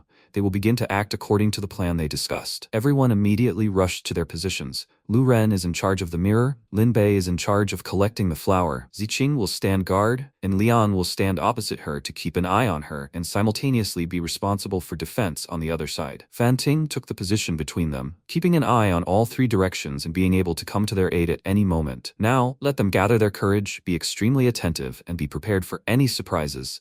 They just need to wait for the right moment. Soon, moonlight filtered through the crevice, the flower began to slowly absorb it, and Fan Ting ordered everyone to concentrate. They must be ready to meet the monsters guarding the treasure at any moment. They all became wary, and MC sensed movement and realized that the first wave of attack was about to begin. Ziqing sensed it too, and at that very moment, a winged tiger leaped out of the bushes and charged at her. She was initially frightened, but then she pulled herself together and held her sword in front of her. Fan Ting volunteered to help. He threw his sword at the tiger and pierced it, after which everything became quiet. Liang felt uneasy. Every time he saw a gold core cultivator fight, he still couldn't help but curse. What a waste. If he'd just been allowed to finish off that tiger, it would have been so much better. Fan Ting noticed him sighing heavily in frustration and told him not to be so upset. He just needed to cultivate diligently, and with time, he too would be able to reach his level of mastery. MC smiled awkwardly and wondered if he thought he was upset because he saw his cultivation and felt inferior. He decided to play along and said he was absolutely right. After which Lin Bei heard some sounds and alerted the others. All sorts of monsters immediately rushed at them from all directions. Snakes, birds, and huge cats. 3 monsters rushed towards MC at once, causing his eyes to light up with delight, as his experience packs had finally arrived. He drew his sword and was about to attack, but Fan Ting, who conscientiously fulfilled his duties as the eldest in the team, decided to help him and threw a sword in his direction. At that very moment, Liang attacked in anticipation, but his sword hit Fan Ting's blade, which bounced off, and his weapon pierced 3 monsters at once. This was his special move, the blade of thunder and wind, swiftness. Chunks of meat flew in all directions. Several of them fell on Liang, and he stared at the eldest in shock, wondering if he had been beaten to the attack. He smiled nervously, feeling as if a loving couple, having joined their destinies at the altar, had almost crossed the threshold of the bridal chamber, but suddenly the bride was kidnapped. It hurt so much. The monster still did not end. Fan Ting deftly wielded his blade and killed absolutely all of them, desperately protecting his juniors, not even giving them a chance to counterattack. When he finished with everyone once again, he stood proudly and fixed his hair, thinking that in their eyes he must be a cool older brother mentor. He began to expect praise from them, and MC was simply shocked. He wouldn't have said a word if he had simply helped Ziqing finish off the monster, but why was he taking its prey? Meanwhile, she was extremely nervous, as this was her first time in such a situation, and her whole body was shaking from it. Fan Ting cleared his throat, still expecting praise. Liang dejectedly lowered his gaze. He had thought that this time he would kill a bunch of monsters, but it seemed that was not meant to be. Fan Ting began coughing even louder, expecting praise from Ziqing. But right now she was replaying the recent fight in her head. Fan Ting was very upset because everything didn't go as he planned. He nervously cleared his throat and told the two of them that if they trained hard, they would be able to perform such a move one day. But the two of them didn't care. Lin Bei felt uneasy and wondered if he should give the younger disciples a chance to prove themselves. But it was too late. Lin Bei warned everyone that the jade flower was about to bloom, and Lu Ren immediately prepared a mirror. The buds slowly opened, faces appeared in the center of them, and when the flowers opened their eyes, they saw their reflection in the mirror, and were simply delighted at how manly, strong, and beautiful they looked. While they were admiring their reflection, Lu Ren tried not to look at them, Meanwhile, Linbei jumped up and was about to cut the stem, but suddenly someone pounced on him and stretched out their paws towards him, which frightened him, and immediately blocked the blow, which forced him to retreat. He was attacked by a monkey, which was right now sitting on the stem and smiling maliciously. Fan Ting became furious at the sight of this monster and immediately threw his sword at it. He cursed and thought, how did they even manage to run into a human-faced ape? They needed to get rid of it as soon as possible. The ape deftly dodged his sword and laughed, then broke the stem and began to flee. Fan Ting, furious, ordered it to stop, used the Thunder Prison sword array, and aimed his blade ahead of it. The sword pierced directly in front of the ape, then from both sides behind, blocking its path. Fan Ting told his comrades that his swords had temporarily locked it in place, letting them attack right away. They simultaneously threw a sword at the ape, but it only grinned again and then transformed its body into a ghost, something they clearly didn't expect. Thanks to this ability, the ape deftly overcame the sword prison and ran on. They rushed in pursuit. Linbei was so furious that in one jump, he found himself next to it, quickly collected all his swords and, standing on one of them, flew after the monkey and told his comrades that there was danger ahead, only he would pursue. Let them stay in their places and guard the perimeter. He thought, it seems things are not going well. Judging by Fan Ting's pure strength, dealing with this monster should be no problem for him, but now he, leaving them, the newbies, rushed after it alone. He practices the Thunder Sword technique, which has always been famous for its speed and power, but against this monster it was ineffective. Moreover, this monster managed to snatch their prey right before their eyes. From this, it is clear that this creature is even faster and more agile than the Thunder Sword. This creature is not only fast but also seems to be able to evade blocking and ignore damage from flying swords. It is difficult to say whether Fan Ting will be able to catch such an unusual monster, but even if he cannot, then the cat spirit talisman he recently dropped might come in handy here. Meanwhile, Fan Ting was already almost at the top of the crevice, constantly being pelted with stones from above, thrown by the monkey, hoping to escape pursuit. He gritted his teeth nervously and thought that these rocks were so hard, this couldn't go on any longer. They were constantly getting in his way, so he couldn't pick up speed, which only made the distance grow greater. It was becoming increasingly difficult for him to break through this rockfall. The monkey noticeably moved away from him, which made him uneasy, and then he saw a light and realized that they would soon reach an open area. The monkey threw another batch of rocks at him, and they flew out of a crevice. That's when Fan Ting caught up with the monster and immediately attacked, but missed, which sent him into a wild rage. The monkey nimbly leaped through the trees, dodging every blow, and he cursed, thinking that this monster was too agile. If they were on flat, open ground, he wouldn't have found himself in such a predicament. Suddenly, a stalk flew at him from the side. He barely managed to dodge it. Seeing a face on the cliff from under which these stalks were growing, he wondered in surprise, is this the local beast lord? Seeing the monkey leaving, he rushed after it without hesitation, but then the beast lord struck him with a stalk. He was forced to block the blow and retreat. The monkey was already very far away. This monster is too agile. It deftly dodges the beast lord's stalks, and his Thunder Sword technique, although fast, lacks flexibility. It is not suitable for use in such rugged, complex terrain. He became extremely nervous. There was no way he could break through this barrier. He led the group with his gold core level and ultimately failed the task. What befits a mentor when he returns to the mountains? How will Ziqing and her older brother view him? While he was pondering all this, someone rushed past him at high speed, following in the monkey's footsteps, deftly dodging the beast lord's attack, and Fan Ting was even surprised by its speed. It was MC. He had used that talisman after all and acquired the agility of a cat. MC had just learned that this monster was called the man-faced ape. It was an extremely rare mountain monster, born the moment a jade flower with a human face ripens, and at that moment, it is swallowed by a ghost. Then that ghost grows a new physical body, which is called the man-faced ape. The distinguishing feature of this monster is incredible speed and astonishing agility. The individual that had settled in this valley was precisely one of the monsters that had been waiting here for the flower for a long time. As for those who dared to touch the flower, what it found, it naturally wanted to exterminate them to the last one. However, Fan Ting's cultivation was far too powerful compared to the creatures here, and in an instant, he exterminated all the monsters that had come to encroach on the flower. Therefore,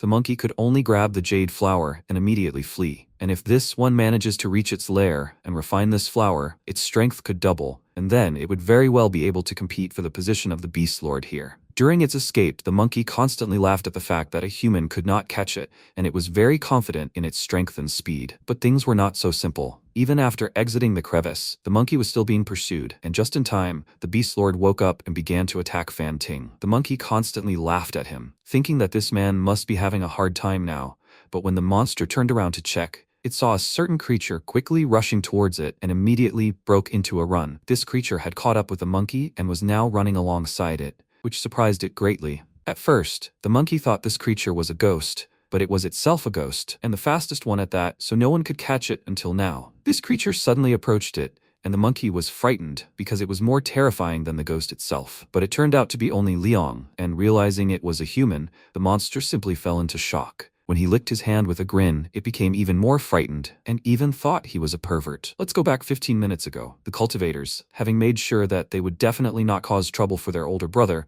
nevertheless moved on his trail. They noticed the Beast Lord attacking Fanting, and, realizing that there was no further way, they stopped nearby and said, "Apparently, even he cannot catch this demon. Their mission has failed." Thinking the worst-case scenario had happened, MC reached into his pocket, saying that since Fanting hadn't succeeded, he'd have to try it himself. Linbei asked, if even he couldn't catch it, what should he do? MC took out a talisman from his pocket and thought, if Fanting could catch the monkey, he wouldn't have wasted the only talisman he'd received in the White Tower. This feline swiftness talisman, as the name suggests, increases agility, which will help him after activation. As soon as he activated it, a very spectacular transformation began, and he gained super-duper meow power. Without realizing it, he dropped to all fours, which shocked his comrades, to put it mildly, and then, without any difficulty, he jumped to another branch and landed quite deftly. Such was the power of the talisman. The effect was everything he'd expected. Now he would definitely catch up with that escaped monster. Quickly climbing through the branches, he gave chase and finally caught up with the monkey. He smiled, feeling the thrill of the chase. Could it really be that the spirit of a cat was enjoying the hunt so much? It was good that the talisman's effect only lasted for a quarter of an hour. If it had lasted longer, he would have succumbed to its evil influence. The monkey turned to him in panic. Liang jumped onto the monster's branch and licked his hand, thinking,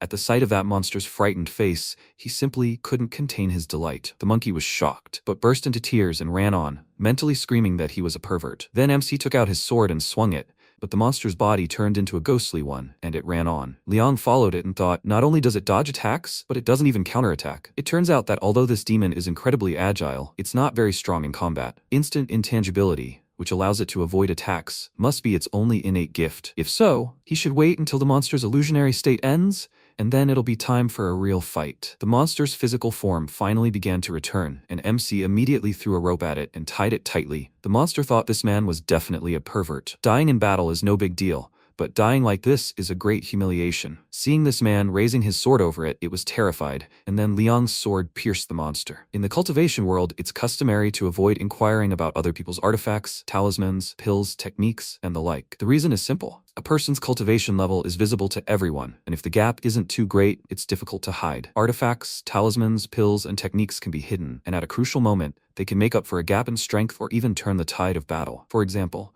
someone who decides to attack a cultivator of a lower level and take all their treasures will immediately flee in fear upon seeing their hidden treasures. As for the origin of treasures, renowned and righteous sects like the Mount Shu school are fine with this, but wild and unorthodox wandering cultivators rarely have a single pure artifact. Therefore, wherever you are, tactlessly asking strangers about their trump cards and their origins is the height of bad manners. That's why Liang shouldn't worry about the talisman he used, revealing the secret of the White Tower within him. Taking the flower stalk, he returned to his comrades, and Ziqing joyfully exclaimed that it turns out he's so strong, he'd never told them anything like that before. Fanting was simply shocked by how he managed to tame this monkey, and Lin Bei, remembering how he tied it, hugged the guy and asked with a grin, where did he get such professional techniques? Maybe he could teach him that?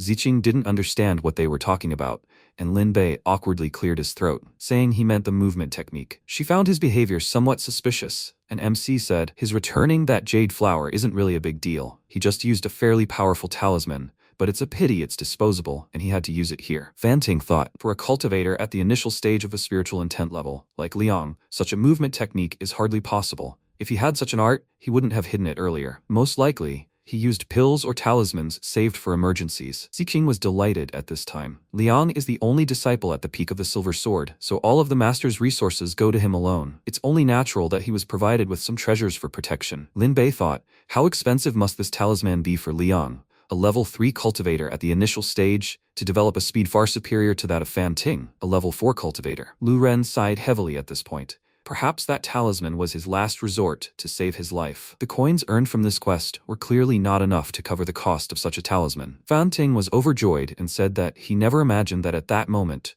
when the quest was on the brink of failure, he would step forward and turn the tide. And yet, he had decided to use such a precious treasure without hesitation just to help the team complete the quest. This touched them so deeply that they all burst into tears, and MC awkwardly scratched his cheek, asking what was wrong with him. In the eyes of everyone, he appeared as a cultivator of the highest morality, a model disciple of the Mount Shu school. Ziqing said that since he'd used a talisman so valuable, he could keep her share of the reward for this task, which would at least compensate him a little for his loss. Her proposal made him feel a bit awkward, but Fanting agreed and clapped him on the shoulder, saying that since he'd sacrificed so much for everyone's success, he couldn't be allowed to lose out, so he'd give him his share as well. Liang felt uneasy, and Lin Bei told him not to refuse. They all saw how much he'd contributed. He was a hero, so he couldn't be left feeling offended. He'd give him Lu Ren's share as well, and if he didn't, he'd think he didn't consider them friends. Lu Ren was very angry that he'd decided everything for him, and MC couldn't refuse and accepted the reward. The next day, at the peak of the Silver Sword, it was early morning. Liang left his chambers and stretched, thinking.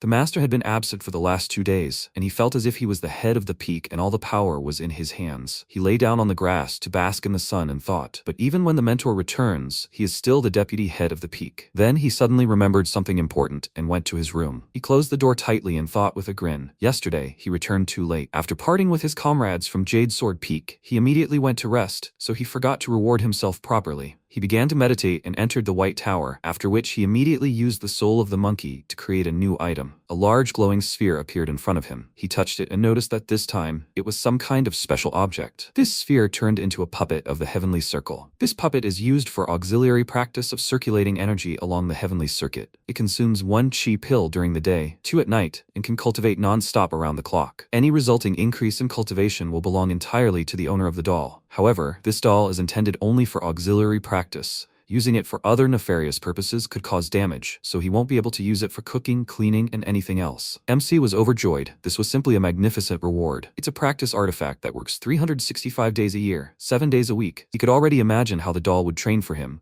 while he sat nearby and rested. With this miracle, his cultivation speed would double. He examined the doll from all sides and noted that this puppet was simply incredibly cool. And then a thought occurred to him. The increase in speed won't be easy, just doubling it. Among the 3 limits and 9 levels, the most important thing in the 3 levels of a heavenly limit is sudden enlightenment. A single moment of attaining the Tao is worth decades of persistent practice. At the 3 levels of the earthly realm, resources are primarily needed, with personal practice coming second. But at the lower 3 levels of the human realm, one's own persistent practice is still paramount. At the 3 levels of the human realm, the stage of body tempering is the cultivation of the flesh, the level of chi concentration is the expansion of the dantian and the sea of chi, and the realm of spiritual intent, in which one currently resides, is focused on strengthening spiritual consciousness. At this stage, growth in cultivation is achieved by sitting in meditation, contemplation, and exercise for months, the so-called practice of the heavenly circle. However, daily practice time is limited. Even if one devotes minimal time to eating, drinking, sleeping, and other daily activities, one can practice a maximum of 16 hours a day. However, this time is spent not only on cultivating true chi, one must also devote attention to the study of spiritual arts. Moreover, Mount Shu disciples need to take on quests to gain practice experience, complete them,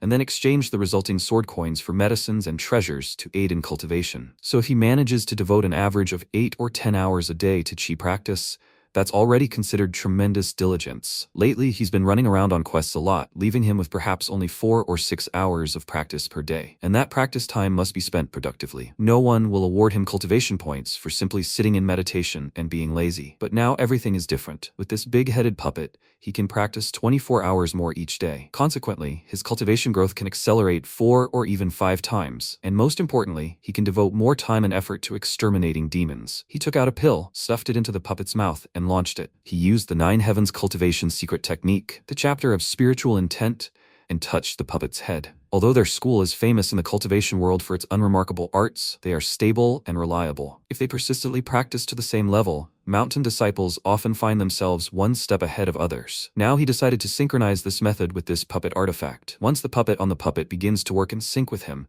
his cultivation will become doubly stable and reliable, and he will be 2 steps ahead of others. He synchronized the technique, took a deep breath, and confirmed that everything was working. This little puppet took on a different appearance, and he smiled and remarked that it looked cute, and thought, after synchronizing the method, the puppet's appearance has changed greatly. Now this puppet, inside and out, has become a copy of him. By the way, what did the instructions for this puppet say? During the day, this puppet uses 1 chi gathering pill, and at night 2. Provided with sufficient resources, it can operate around the clock without installation. 3 pills a day, though a small yet significant expense, is an absolute benefit compared to the results of round-the-clock persistent practice. They absolutely mustn't let the dolls stop. At worst, he'll go chop down demon lanterns to feed it, but he's a little wary of the fact that this heavenly circle puppet has no intelligence. 1 pill during the day, 2 at night. Why is the consumption so different? As if it were asking for double pay for overtime. He was outsold by a heartless worker. It's simply outrageous. But if this doll were a real person, then he could set an impossible work plan for it. He could already imagine poor little Liang coming to his boss's office, threatening to confiscate his chi-gathering pills,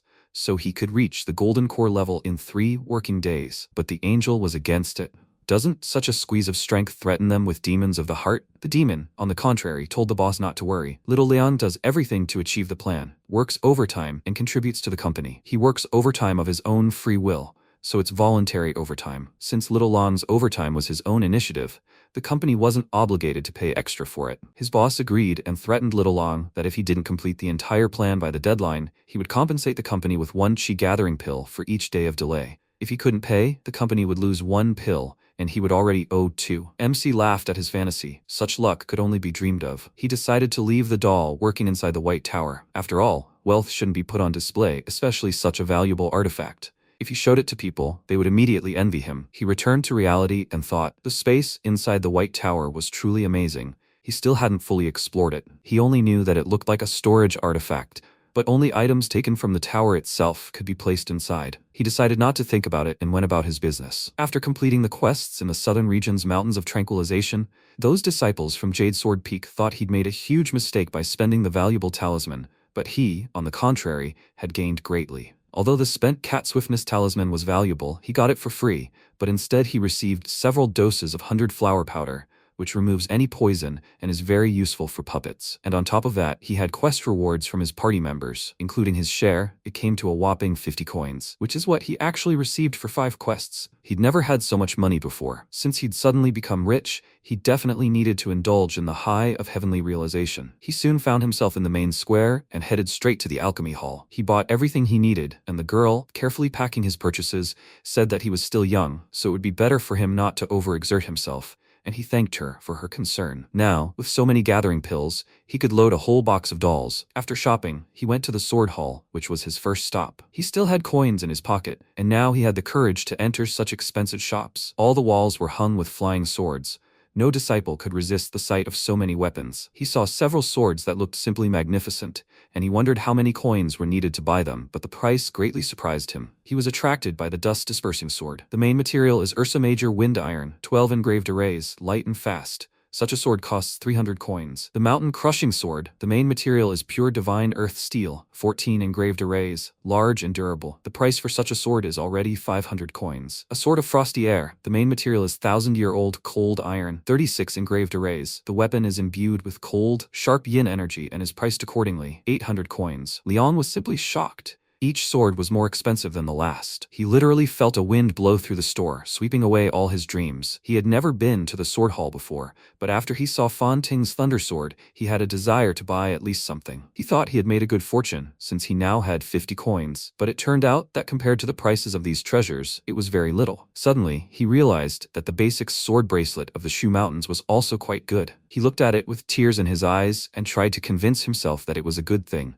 one that would last for many years. Typically, a student of the spiritual intent level who frequently completes quests barely earns 100 coins a month, but he still needs to spend on other artifacts, pills, and talismans, for example. So how much would he need to save up to buy at least 1 sword? He decided to hold off for now. While swords were nice, buying them right now wasn't necessary. He headed for the exit, and the saleswoman, noticing this, immediately ran out from behind the counter and ran toward him, excitedly asking him to wait. She grabbed his clothes and asked if he wanted to buy a flying sword that would be his alone, didn't he? He confirmed this, and her eyes sparkled as she asked what sword he was looking at. He told her he was just looking. He couldn't afford one yet. She smiled and asked him to simply state his budget, and she would help him choose a weapon. He answered her with an awkward smile that he had less than 50 coins, but the cheapest sword he'd seen cost 300. She smiled nervously and noted that the difference was indeed significant. But that was okay. He'd arrived just in time. The store had just launched an installment plan promotion. MC was surprised. Did they really have that in the Shu Mountains now? She said he could make a down payment of 50 coins now, and then pay 10 coins every month for 50 months. That's convenient, right?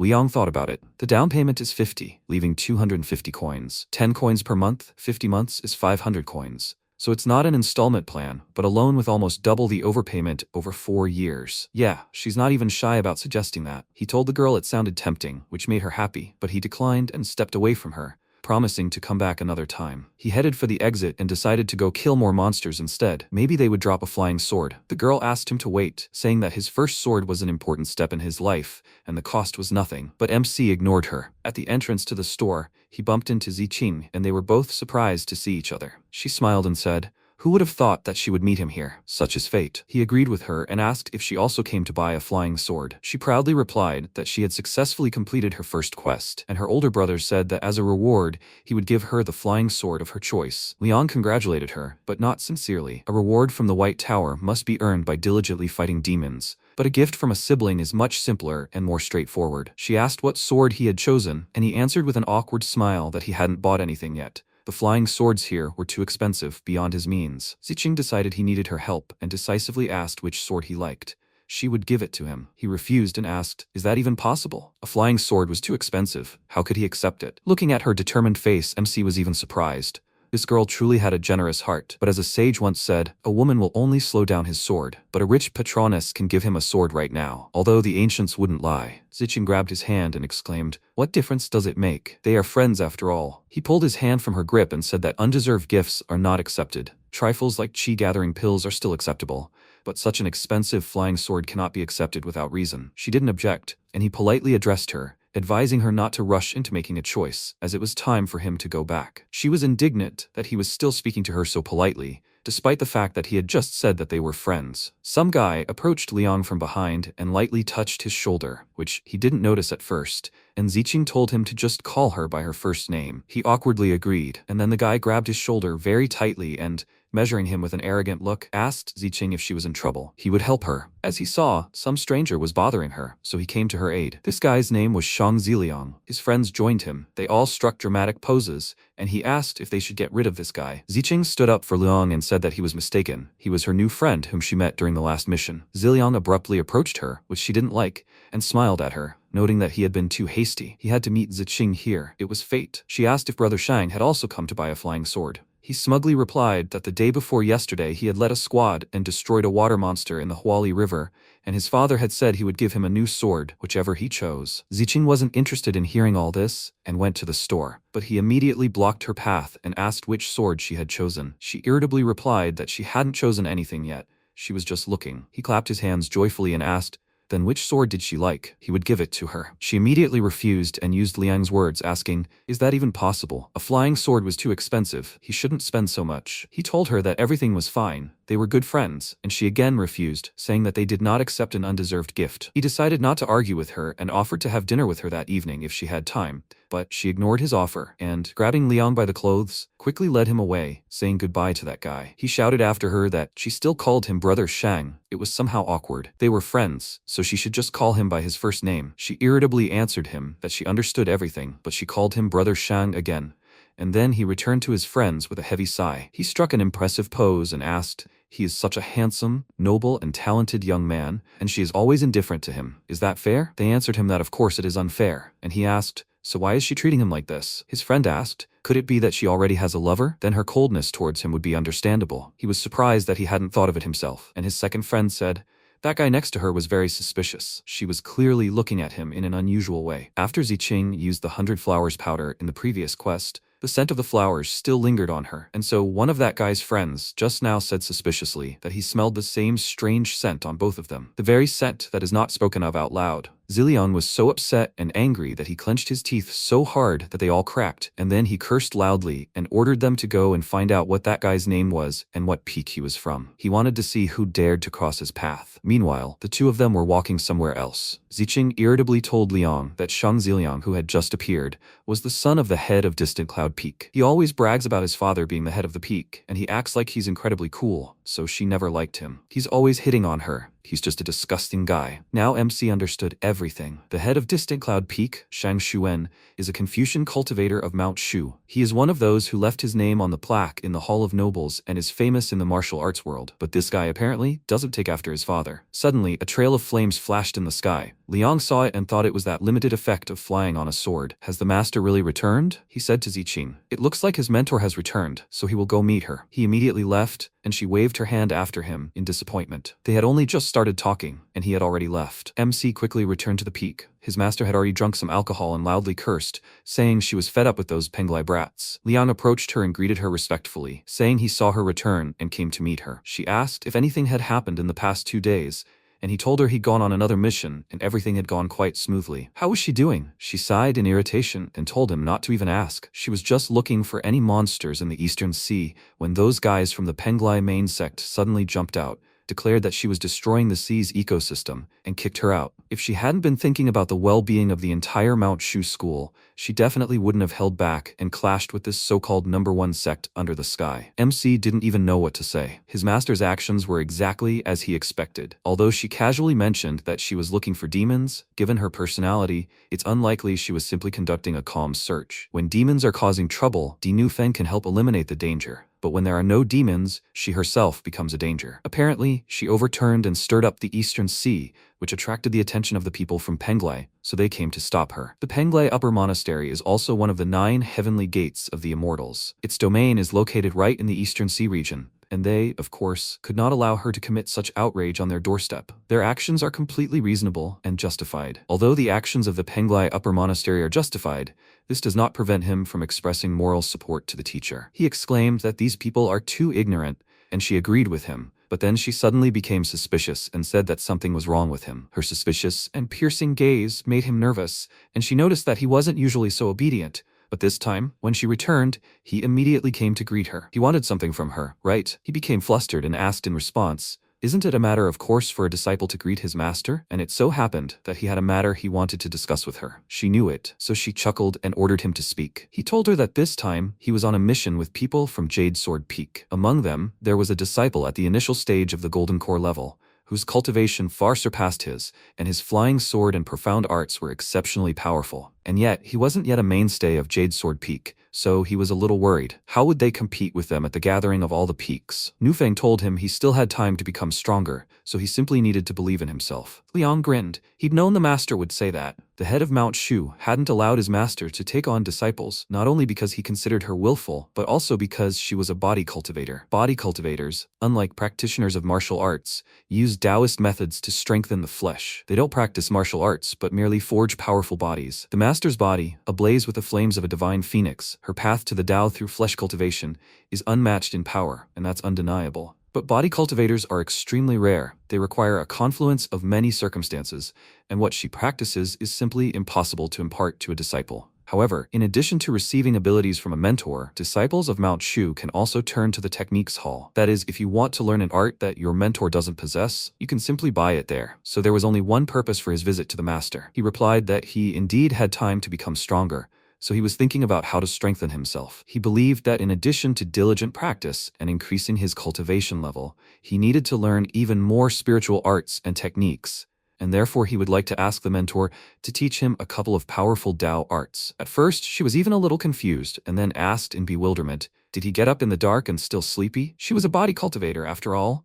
How could she have spiritual arts that she could teach him? He said that in that case, he would like to purchase something from the Technique Hall, and she gave him the simplest answer, go and buy it. He knelt in front of her and held out his palms, saying with an ingratiating smile that he was a little short on money. Understanding what he wanted, she chuckled irritably and called him a little weasel. He'd been beating around the bush for so long. Did he really just want to beg her for money? He hastened to assure her that it was all for a greater purpose, and she thought for a second and replied, if he needed pills or artifacts, she could try to get them for him, but money, she really didn't have any. He smiled nervously and asked hopefully, her salary in the Shu Mountains isn't that low, is it? And as far as he knew, the peak leaders have additional funding. This always surprised him. In the memories of the body's previous owner, the Silver Sword Peak always seemed poor, and the mentor taught him that they, Taoists, should be independent of the outside world. Hard times are normal. He'd been used to this since childhood and didn't think anything was wrong.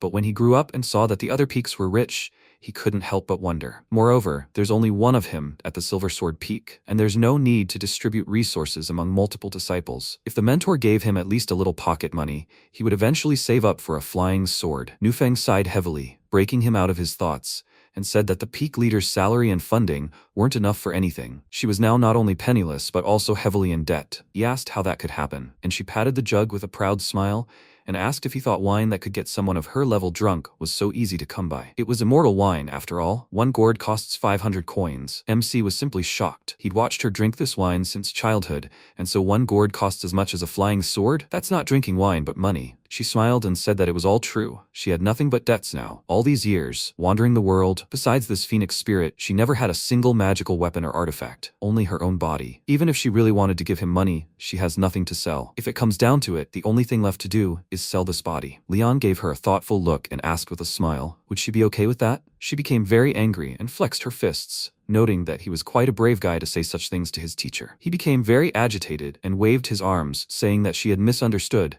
but she immediately kicked him out and he left the main hall. He wandered sadly through the school, kicking stones, and recalled her words, so that she would quit drinking, save money, and cut back on expenses. In 100 or 200 years, maybe she would think about it. He sighed heavily. His plan to make money had failed miserably. It seemed that now he would have to rely only on himself. To get a flying sword, artifacts, pills, talismans, and even a wedding ransom, he would have to save up himself, or not buy them at all, but wait for them to drop during demon smelting. While he was wandering back and forth, Linbei was hiding behind a nearby column and waiting for him. He cheerfully waved his hand and said that he had finally arrived. MC was slightly surprised and asked why he was waiting for him here. Did he have some business with him? He ran up to him and excitedly said that he had heard about a very profitable task. They needed 2 disciples of the spiritual intent level, with excellent skills, a bright mind, and an outstanding appearance. He immediately realized that no one else on Mount Shu would be suitable. Liang smiled and asked where they were going, and he answered that they needed to go to the city of Yangzhou, to the South Mountain Academy. Some time ago, in the city of Yangzhou, 2 guys went to a lake near the city late at night. The guy told his friend that, lately no one dared to approach this lake. Why did he call him here at such a time? This is the place where Situ Yan ended her life. Shaolan answered him that they came here to finally sort this matter out. As soon as they approached the lake, the guy suddenly heard a frightening sound behind him, and then footsteps were heard, and he turned around, asking who was there. He looked around, looking for the source of the sound, but everything was already quiet. He tried to convince himself that everything was fine, that it was just evening, and he was scared. Shaolan wasn't the least bit scared. He just stood there. His friend asked, so what was there to finish here anyway? This matter didn't concern him at all. They were the ones who bullied her back then. He had nothing to do with it. Well, maybe he called her ugly a couple of times, but she was already dead. Nothing could be done now. Shaolan noted that he really hadn't done much, and his friend nervously grabbed his shoulder and asked him to speak more normally. The guy gave him a disdainful look and asked, doesn't he still recognize him? His strange behavior scared the guy, and he immediately hid it from him, then exclaimed, what was he even planning? If that was all, he wasn't going to stay in this godforsaken place any longer. He would take his family tomorrow and leave so he wouldn't have to live in fear forever. Shaolan turned around and asked, doesn't he really recognize him? Seeing that the skin on half his face was missing, he became terrified and fell to the ground with a loud scream. His face continued to peel before his eyes, instilling even more fear in him. When his skin completely peeled off, he finally saw who it really was. That same Situ Yan. He backed away from her in horror, begging her for mercy, and then started running, screaming that there was a ghost here. He ran as fast as he could, emerging from the forest in less than a minute and finally stopping to rest. He grinned nervously, thinking he'd lost her, but suddenly, as if someone was controlling him,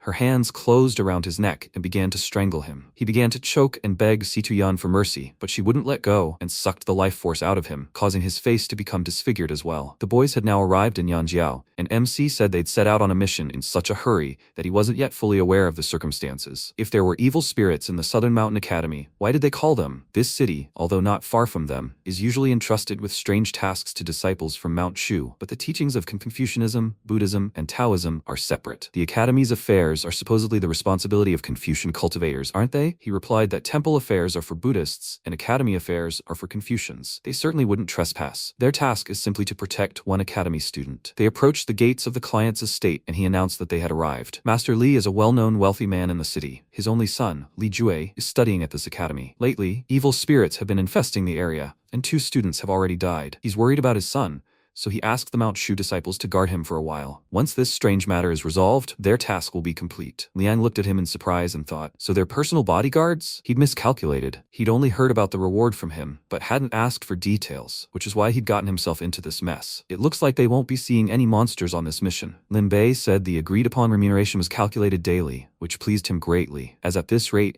he could even save up for a sword without having to slay monsters. The Immortal School often deals with the mortal world, and their offerings of gold and silver help to meet the school's needs and produce the resources needed for cultivation. If they had seen the exchange rate between mortal and immortal money in his previous world, they would have been astonished. And if the Li family could hire the cultivation school's disciples with gold and silver, that meant they were truly awash in wealth. After some time, Master Li and his retinue came out to greet them, and Lin Bei said there was no need for such ceremony. They were merely junior disciples. He introduced himself and his friend to the man, saying that he was younger than his father, so he wanted to call him Uncle Li and would treat his son as a friend. Master Li didn't object and was only happy, after which Lin Bei waved his hand to Liang and told him not to be shy and to make himself at home. He noted that the presence of this guy, with his outstanding communication skills, relieved him of many of the inconveniences associated with communicating with others. His gaze fell on the guy standing next to Master Lai. Apparently, this was his only son, Li Jue. He looked very worried. After that, they went into the estate grounds and Lin Bei, hugging Uncle Li,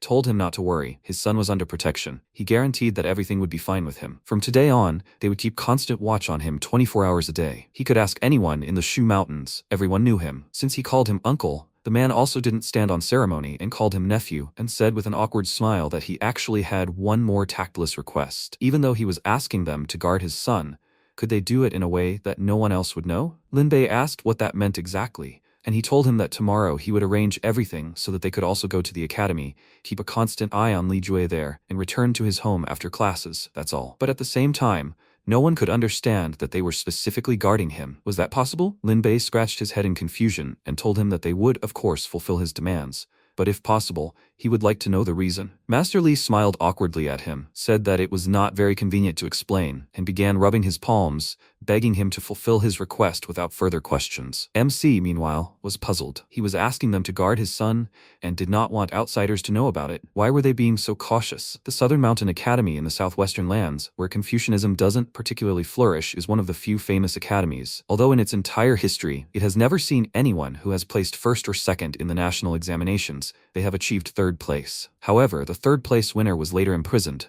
and the academy was deprived of some of its glory. Nevertheless, it remains the primary choice for the children of nobles and officials in the city of Yanjiao. And so the next day, a new student named Chu Liang and his servant Lin Bei arrived at the academy. The teacher led Liang into the classroom and introduced him to the other students, then told him to sit in any empty seat, and then they would begin the lesson. MC quickly looked around for Li Jue, found an empty seat just near him, and sat there. Lin Bei followed him, but the teacher said that servants were not allowed inside, and that he should wait outside. If he wished to study, he could quietly listen to the lesson by the window, but he was not allowed to disturb it. Lin Bei was very upset, casting a disgruntled glance at Liang and leaving the classroom. He then stood at the entrance and began glaring at him. Using a special technique, he mentally asked him why they both came to the academy, but he was a student and he a servant. He assumed it was a matter of charisma, but roles are divided into noble and base. Lin Bei didn't understand anything and said that it was easier to gather information as a servant. Let him socialize more among the servants. Maybe he would be able to find out something about this shady matter. He just sighed heavily. He had to accept his role and sat on the stairs with the rest of the servants and began to chat with them, at the same time learning about all sorts of rumors. At this time, MC was reliving his school days again. Free time finally came. He stretched and thought that it was so nostalgic. He hadn't sat at a school desk for a long time. He remembered how the teacher scolded him for constantly playing instead of studying, and sighed with a smile. How he missed it. He glanced at Li Jue. He was sleeping, so there was no need to worry about him for now, and he decided to walk around, see if he could talk to someone. But just as he was thinking about this, a girl named Li Chunxia approached him and delightedly asked where he was from. He told her he came from Shenzhou, and she asked why he came to this particular academy. He told her that his whole family had moved here due to family circumstances, so he had to come too. She remarked that this academy was good, one of the best in the southwest, and Liang agreed. He thought so too when he came here, but when he arrived, he had some concerns. She asked what was going on, and then he whispered that he'd heard that evil spirits had been infesting the academy lately. She became wary, started looking around, and then whispered, "It's true, but he has nothing to fear. Only those few hooligans might be worried." And now MC has his first clue. There are 3 hooligans who are connected to evil spirits. Chunxia whispered to him not to tell anyone what she had just told him, but suddenly a guy's stern voice was heard behind her, asking if she was babbling again. She shook her head in fear, and then the guy loomed over Liang's desk and threateningly told him, if he wants to study in peace, then he should mind his own business. Did he understand everything? And suddenly Teacher Song called out to him and asked if he was growling at everyone again. He nervously turned to her, then immediately obediently sat down at his seat. MC looked up at her, wondering if she was a teacher at the academy. She looked quite young. The teacher approached the sleeping Li Jue, lightly touched his shoulder, and told him to wake up. He opened his eyes, and when he saw her, he was slightly surprised and immediately sat up straight, after which she announced the start of class. Liang noticed how the guy was sitting cheerfully and noted that he hadn't seen this in the last lesson. It wasn't just Li Jue, it seemed like everyone looked completely different from the last lesson. One phrase at the beginning of the lesson, and the whole class immediately perked up. Her few words were much more effective than the old teacher's heart-rending shouts from the previous lesson. She noticed him and asked, "Is he new?" Then she needed to introduce herself. Her name was Song Qingyi. She was a poetry and literature teacher at South Mountain Academy. MC also immediately perked up. There was something special about this teacher after all. As the lesson progressed, he realized that although she was young, she possessed profound knowledge. She conducted all the classes masterfully. She immersed the students in the topic, explained it simply, and what's more, made it engaging. Finally, lunchtime arrived. Liang met with Lin Bei and asked if he had found out anything. He confirmed it and told him that the teacher Song was from Jiangnan. She was also new to the academy. She's 18, about the same age as them, and she's also unmarried. MC didn't get the hint, although he was probably just upset that he hadn't said anything relevant. An awkward silence followed, and Lin Bei cleared his throat and said that he was mostly asking about that strange case, of course. Liang smiled, glad he hadn't forgotten about it. There are many rumors about a ghost haunting the academy. They say that first, a girl named Situ Yan threw herself into a lake behind the mountain because she was bullied at the academy, and 7 days after her death, the bodies of 2 more students were found in the same lake, and their deaths were horrible and eerie. Now, rumors throughout the academy say that Situ Yan's soul has transformed into a vengeful ghost and has come to take revenge on those who previously bullied her. MC touched his chin in confusion and remarked, if this was the work of an evil spirit, then it wasn't that difficult. But remembering the behavior of father and son, he still had doubts. Why was Li Jue so scared? Had he really bullied Situ Yan before? Lin Bei asked. He seemed so quiet, how could he bully anyone? Rather, he was the one being bullied, no? Indeed, that was the scene they were witnessing right now. Xiaohu and his servants pinned the poor guy against the wall and said that he knew what they needed. Li Jue looked down sadly, then pulled money from his sleeve and handed it to him,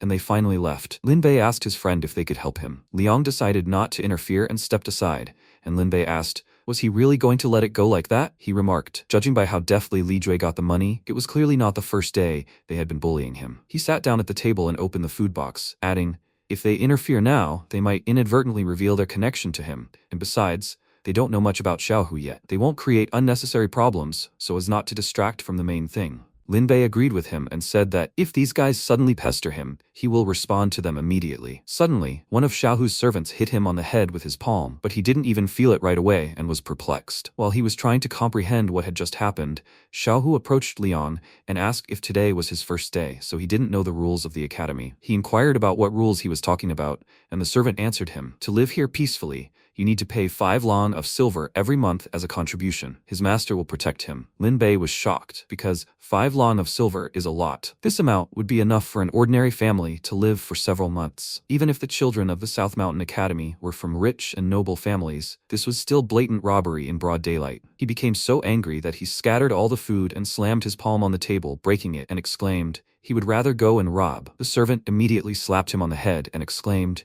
he doesn't agree with this, so what if he broke the stone table? Why is he showing off like that? He should first find out who his master is. Lin Bei looked at him furiously and asked, was it he who slapped him on the head? He would destroy him. Before he could do anything bad, MC asked him to calm down, then took out 10 liang of silver from his pocket and handed it to Xiaohu, saying, since this is the rule, it must be followed. He will pay for 2 months in advance, and then let him look after him. Xiaohu really liked this. He hugged him and remarked that he was a smart guy. He could be sure of it. From this day on, he was his brother at the academy. If he said his name, he would walk like a king, fearing no one. Liang remarked that Xiaohu's brother was formidable and magnanimous, but outside the academy, in the city, could he also cover for him? The servant told him not to doubt it. His master was the heir to the Black Tiger gang. He could find out about them. Their gang was affiliated with the Whale gang. He understood what that meant, right? Once he became friends with his master, the whole city would be at his feet, and he could do whatever he wanted. MC smiled and apologized to Xiaohu for not immediately recognizing the heir to the Black Tiger gang, and he smiled smugly, saying that he was a smart guy and that he liked him. After that, he left and parting words. If anything happened, he would say his name and protect him. Liang wished him a safe journey in return, and when they finally left, Lin Bei scratched his head in irritation and said,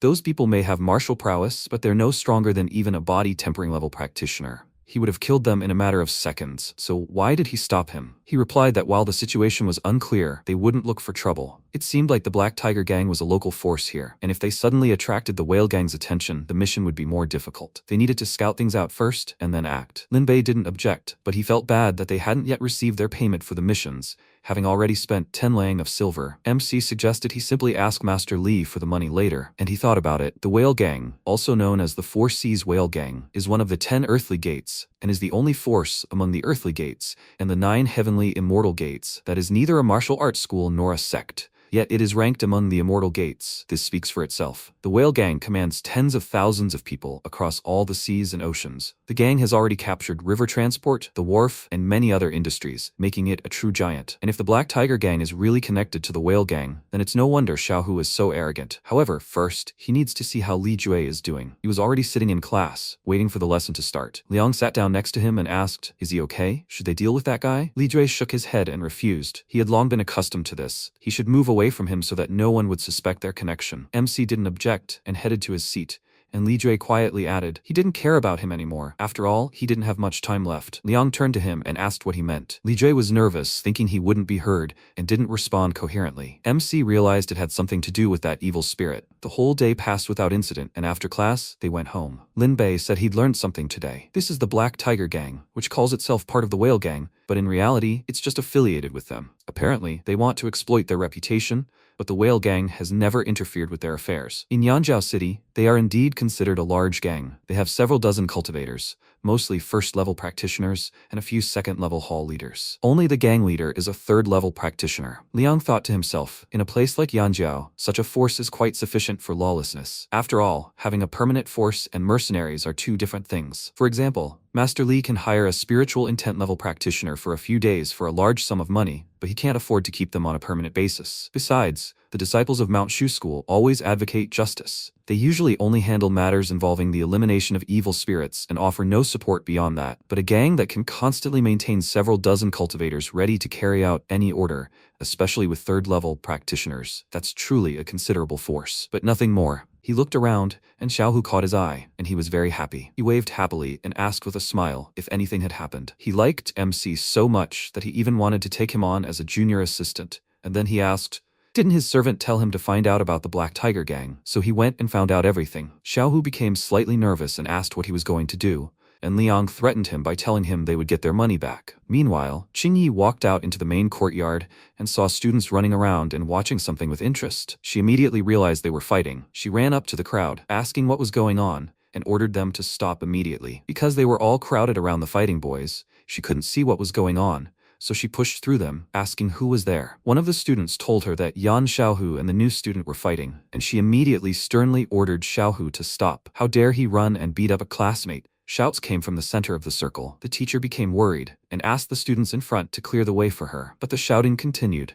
and then she couldn't hold back and shouted loudly that she was warning him for the last time. If he didn't stop immediately, she would ask the principal to expel him. Her gaze was very stern. The students immediately moved aside, and when she saw what was happening in the center of the circle, she was very surprised. Xiaohu lay beaten on the floor. He pitifully told her that he had stopped a long time ago, and he had never even dared to hit back. He had been beaten to such a state, and she still wanted to expel him. She was very surprised. After all, he was the local bully who harassed his classmates every day. As soon as she heard that he had fought with someone, she habitually thought that he was the one beating someone. But he has combat training in his family, and he always drags two fighters, sycophants, around with him. Who could have beaten him so badly? Finally, she turned her gaze to the two guys next to him and was even more surprised. These guys are kneeling with their heads down and holding their ears. Are these his fighters? And where did the one who beat him go? Not only did they start a mass brawl on the academy grounds, but they were also trying to escape the scene. She looked back and ordered the guy who had just beaten him to come out immediately. Liang and Lin Bei were hiding in the crowd at the time, chatting, but the other students treacherously moved aside, which meant they no longer had cover,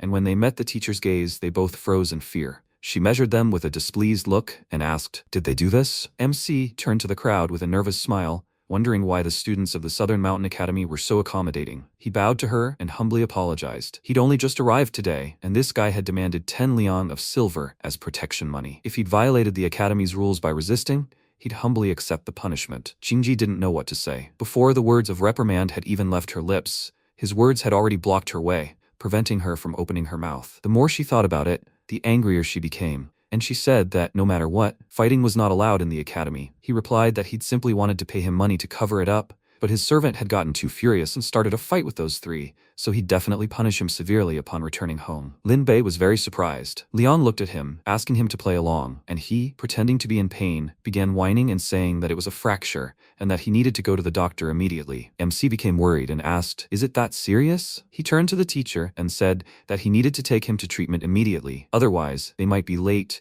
and his arm would have to be amputated. Although she was angry, she still let them go, and then turned to the other three and warned them. Tomorrow, when they came to the academy, she would ask the director to punish them. On her orders, all the students dispersed, and when the three left the academy grounds, Xiaohu lost consciousness, and the servants decided to take him to the infirmary, but Liang and Lin Bei caught up with them. The two immediately ran up to them and grabbed their ears, causing their master to fall face first onto the floor, and MC, smiling, told them not to strain themselves so much. He wants to say that although today was entirely their fault, they are not reckless people. He extended his hand to Lin Bei and asked him to give him 1 coin, after which he handed it to them and told them to give it to their leader and say that this is the payment for his son's treatment, and they should personally deliver it to their leader. They were so scared that they did not dare object and immediately ran away, leaving Xiaohu there. Lin Bei called out to them. They forgot to take their young master. They immediately returned, picked him up, and ran away. After that, Lin Bei asked why he gave them the coin. He answered him that it was to avoid unnecessary trouble in the future. If you beat the younger, the elder will definitely show up. But when Xiaohu's father sees this coin sword, he is unlikely to come to them. Lin Bei understood everything, but why did he give them his coin? He answered him that it was because he would still need it. They returned to the estate. Li Jue sat at the table, thinking about something, and MC stood nearby, leaning on the doorframe. Judging by what he had heard today, Li Jue used to be a diligent student, but something had happened to him recently. He was constantly pacing. Noticing him, Li Jue became slightly frightened and asked why he hadn't warned him he was coming. Liang placed 5 long on the table and sat down, saying that this was the money they had taken from Xiaohu for him. He didn't have to give it back today, and he probably wouldn't have to in the future either. Li Jue smiled and thanked him. He had seen how they had taught him a lesson today. MC said with a smile that for a cultivator, upholding justice and helping the weak was a matter of course. But he still wanted to clarify one question. Why did he say back then that Xiaohu didn't have long left? Li Jue immediately became nervous and decided to remain silent. Liang asked, "Is it because of Situ Yan?" He replied that he knew nothing, but MC was sure he knew everything. "It's because they once bullied Situ Yan, right?" Li Jue became angry and jumped up from his seat, telling him not to ask him about it anymore. Liang pointed out that his father had paid the Shu Mountains a lot of money to hire them to protect him. The longer they were here, the more he spent. It would be better for them if they dealt with this matter quickly. He paused for a moment and asked, "Is the vengeful spirit killing Situ Yan?" The guy thought for a moment and hesitantly confirmed it, and MC asked, "Then why is he so afraid of her? Because he bullied her too?" Li Jue immediately shook his head, denying it. He had never bullied her. Liang asked, "Then who are these people?" He grabbed his head and then named them. Zhang Kong, Wu Shaoan, Yan Xiaohu, Chen Da. They were the ones who constantly bullied Situ Yan. Then Li Jue told him a story. Situ Yan was an ordinary girl, not a beauty, but from a wealthy family. She lived in abundance. This would have been enough for a happy life. But 2 years ago, a large fire broke out in Situ Yan's house. She managed to escape the fire, but burned half her face, leaving a permanent scar that cannot be removed. Ever since Situ Yan's face became disfigured, her classmates from Gengzi's class were afraid to look at her. Although she covered her face with a veil and grew thick bangs to cover the left side, it was still impossible to completely hide the scar. Several unruly classmates began to bully her constantly, trying to force her to leave the academy. Zhang Kong loudly called her ugly every day. Wu Shaoan often threw paper balls at her. Chen Da, knowing that she had a strong fear of fire since then, often scared her with burning straw. Yan Xiaohu demanded 5 taels of silver from her every month. Situ Yan wanted to give up and not go to the academy anymore, but it was then that Li Jue supported her. All her classmates either bullied her or were afraid to even look at her, and only Li Jue treated her truly well. The silent Li Jue and Situ Yan, who had become withdrawn after the burns, seemed to feel a kinship. He encouraged Situ Yan to come to the academy boldly, helped her make up for missed classes, and when bullies bullied her, he stood up for her, although he often ended up being the target of bullying himself. Before Situ Yan was burned, they were just acquaintances, but after the burns, they became close friends. Li Jue thought he could gradually help Situ Yan regain his composure, but one day, while they were reading books together by the lake, he unexpectedly fell asleep. When he woke up, he discovered that Situ Yan had tied him up. By the time he realized something was wrong, the situation had already taken a turn for the worse. Situ Yan pulled out a small knife and pointed it at Li Jue, a frightening glint in her eyes. Situ Yan said she had already fallen in love with him. All she had to do was cut up Li Jue's face, make him ugly, and then they could be together forever. Li Jue tried to reason with her, but Situyan, hysterical, completely ignored his words. She only wanted to turn him into an ugly creature. Fortunately, he struggled desperately and finally managed to free himself before her knife could reach him. He pushed Situyan away, called her crazy, then turned and ran away, not daring to look back. The next day, he learned of Situyan's drowning in the lake. He was at a loss. He didn't know whether he was right or wrong, or why, despite his sincere concern for her, he had received such payment, or whether his offensive word, crazy, had been the last straw that made her give in.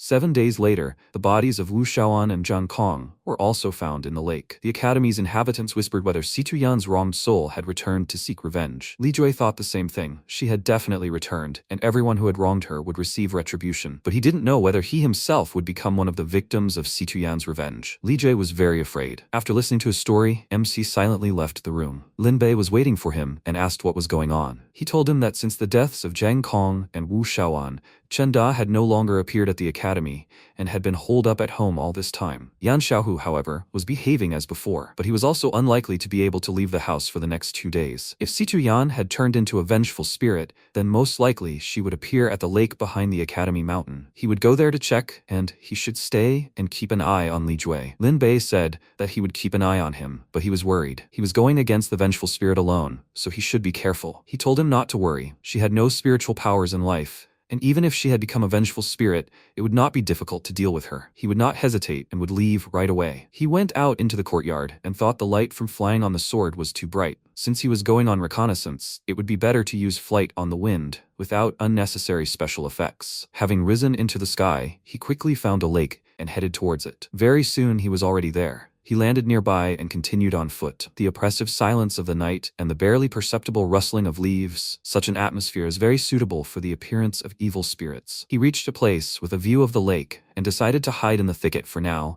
and conceal his aura. He would calmly wait for the snake to crawl out of its hole. He heard quick footsteps and the rustling of fabrics. He cautiously peered out from behind a tree, then used spiritual perception, and his energy rippled through the area and touched the man. He saw a woman's outline and immediately rushed to the attack, deciding that Situyan had appeared. But when he ran to the place, no one was there. He scratched his head in confusion and thought that even if it was a ghost, it couldn't just disappear, and there was no trace of yin energy around. Strange. Sounds came from the treetops. He looked up, and at that moment, a swordswoman attacked him. Fortunately, he managed to block the blow and exclaimed, "Who is this?" The woman didn't answer him. He saw that her weapon was a jade ruler, and then she retreated, and he thought, her strength is about his level, but the quality of the jade ruler is undoubtedly far superior to his flying sword. Besides, the blow just now was full of righteous energy, not like an evil spirit. Now he finally got a good look at her face and was very surprised. It was Teacher Song. Qing Yi was also surprised to see him here, and Liang put away his weapon and looked at her more closely, noticing significant differences from how she looked during the day. Then, her breasts didn't seem to be of such a majestic scale. They had grown so much in just midnight. It was truly strange. She put away her weapon and walked up to him, and they simultaneously asked each other if they were cultivators. This was unexpected, and they both fell silent for a second, and then asked the same question again at the same time, causing Qing Yi to become angry and tell him to stop repeating her. He offered to let her speak first, and she said that she had immediately suspected something was wrong with him. So where did he come from as a cultivator? He replied that he was a disciple of the Shu Mountain School and had entered the South Mountain Academy. In fact, he had been invited to protect one of the academy's disciples. She responded by saying that she was from the Hall of Nobles in Jiangnan. The evil spirits in the South Mountain Academy were the business of their Confucian school, and they should resolve it. Simply fearing to scare away the snake, she did not dare act openly, so she entered the academy disguised as a teacher. Now it was no surprise to MC that this Teacher Song was so young, and he said, "This matter really doesn't concern the disciples of the Shu Mountains, but he has already taken on the task and must complete it. Since she's here, does that mean she also knows about the Situyan matter? He just received some information, which is why he came to the lake behind the academy." She told him that she had been keeping watch here for the past 2 nights, but nothing happened. Just today, she saw some shadow sneaking around and decided to attack. She hoped he wasn't offended. He called it a trifle, since their goals coincided. It would be easier to solve this mysterious matter. Maybe they could exchange the information they had? She asked what exactly he wanted to know, and he said that he was interested in something. Did she wear a compression bandage around her chest during the day? Otherwise, why was there such a difference between day and night? She became a little nervous and told him that she was afraid that it would look inappropriate during class. Suddenly, she realized she didn't have to explain it to him at all, and indignantly exclaimed that if he had nothing relevant to the matter, he should leave. He apologized to her. He was simply curious. He decided to get back to the matter at hand and asked, "She examined the corpses of those 2 students, didn't she? Was this really the work of a vengeful spirit?" She said the deaths were horrific, with a thick yin energy, so it was likely that an unholy creature had killed them. But she thought it wasn't just a vengeful spirit, but something of a higher order. Liang considered her assumption. Vengeful spirits have low intelligence, their thinking is unclear, and they usually appear in the same place frequently. Their obsession is strong, but they are incapable of complex actions. Luring 2 students away from home to the lake and killing them, a vengeful spirit is incapable of such a thing, except perhaps by chance. An ordinary person without cultivation has very limited soul power. Even if the grudge is deep after death, the most they'll gain is a slightly stronger, vengeful spirit. If anyone could become a ferocious demon with unlimited power, the world would be teeming with powerful spirits. Higher-ranking spirits either continue to gain strength through luck and cultivation after becoming a spirit, or already possessed strength and a powerful soul in life. Without a doubt, the recently deceased Situyan clearly doesn't fit these criteria. He noted that Situyan was an ordinary girl without cultivation, and Qingyi agreed. Most likely, the murders were committed by another demon, or a demonic cultivator was involved. Some demonic cultivators deliberately recycle resentful souls, turning them into tools or weapons for their cultivation. Such methods are inhumane. Take for example the currently thriving Netherrealm sect.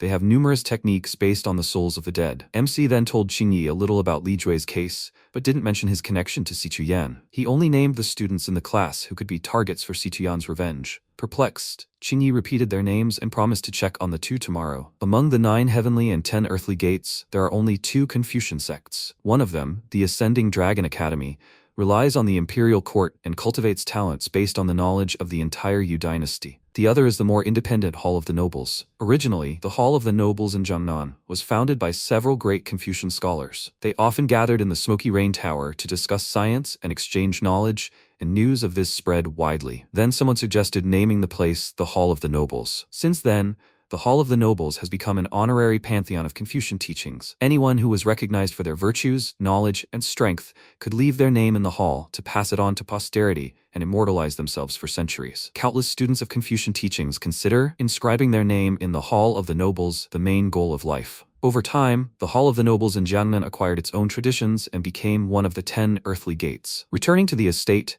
Liang told his friend about what had happened and said, "Since the affairs of the academies are handled by people from the Confucian school, they probably shouldn't worry too much." Lin Bei didn't object and repeated Confucian school several times, lost in thought. Then, due to the similarity of the words in Chinese, he blurted out Confucian school, causing his face to immediately turn red, and he became lost in his fantasies. MC immediately showed him a yellow card for such thoughts, and said, not to mention, that Teacher Song might beat him with her jade ruler if she found out. Verbal taunts are punishable by a fine. The next day, during the academy's midday break, the 3 of them met in a side room. Qingyi brought them grim news. Chen Da had died. The 2 were surprised, and she told them the details. After finishing morning classes, she went to visit Chen Da's student at his home under the guise of a teacher, and ended up seeing a gloomy and hopeless scene in the Chen family. The atmosphere was eerie, making it immediately clear that Chen Da's death was unusual. According to his family, after the death of Zhang Kong and Wu Shaoan, Chen Da locked himself in his room and was afraid to go out. He only opened the door when his parents brought him food. Last night, his father went to bring him dinner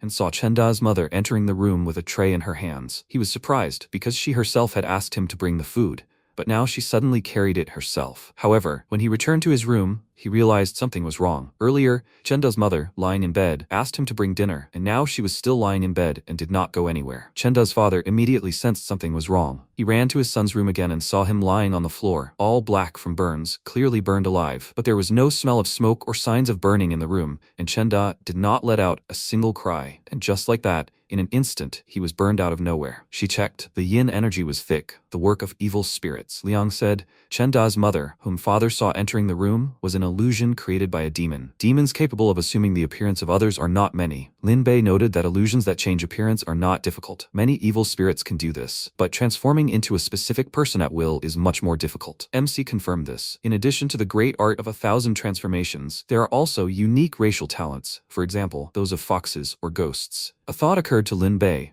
He excitedly slammed his fist into his palm and exclaimed that it could be a ghost with painted skin. Liang agreed, and Xingyi thought about it and said, only ghosts with painted skin can freely assume the appearance of others. Those two disciples were most likely also deceived by such a demon and lured to the lake. But how could the recently deceased Situyan become a powerful ghost with painted skin? If she wasn't the killer, then why did the ghost kill exactly those she wanted to take revenge on? Ghosts with painted skin constantly change appearance. Their traces are undetectable, and they are 100 times harder to deal with than vengeful spirits. Noticing her frown, Lin Beide told her with a smile not to worry. They, the disciples of Mount Shu, always considered it their duty to drive out evil and protect righteousness, and they would definitely help them. Night fell. MC was sitting in his room enjoying hot tea, and Lin Bei was nearby, very nervous. He began to tear his hair and asked him to finally think of something. After all, it was precisely because of his intelligence and resourcefulness that he was taken on this task. Liang responded that it was he who was throwing around promises in front of Teacher Song. Why was he involving him? Their task was simply to keep an eye on Li Jue, right? Lin Bei exclaimed.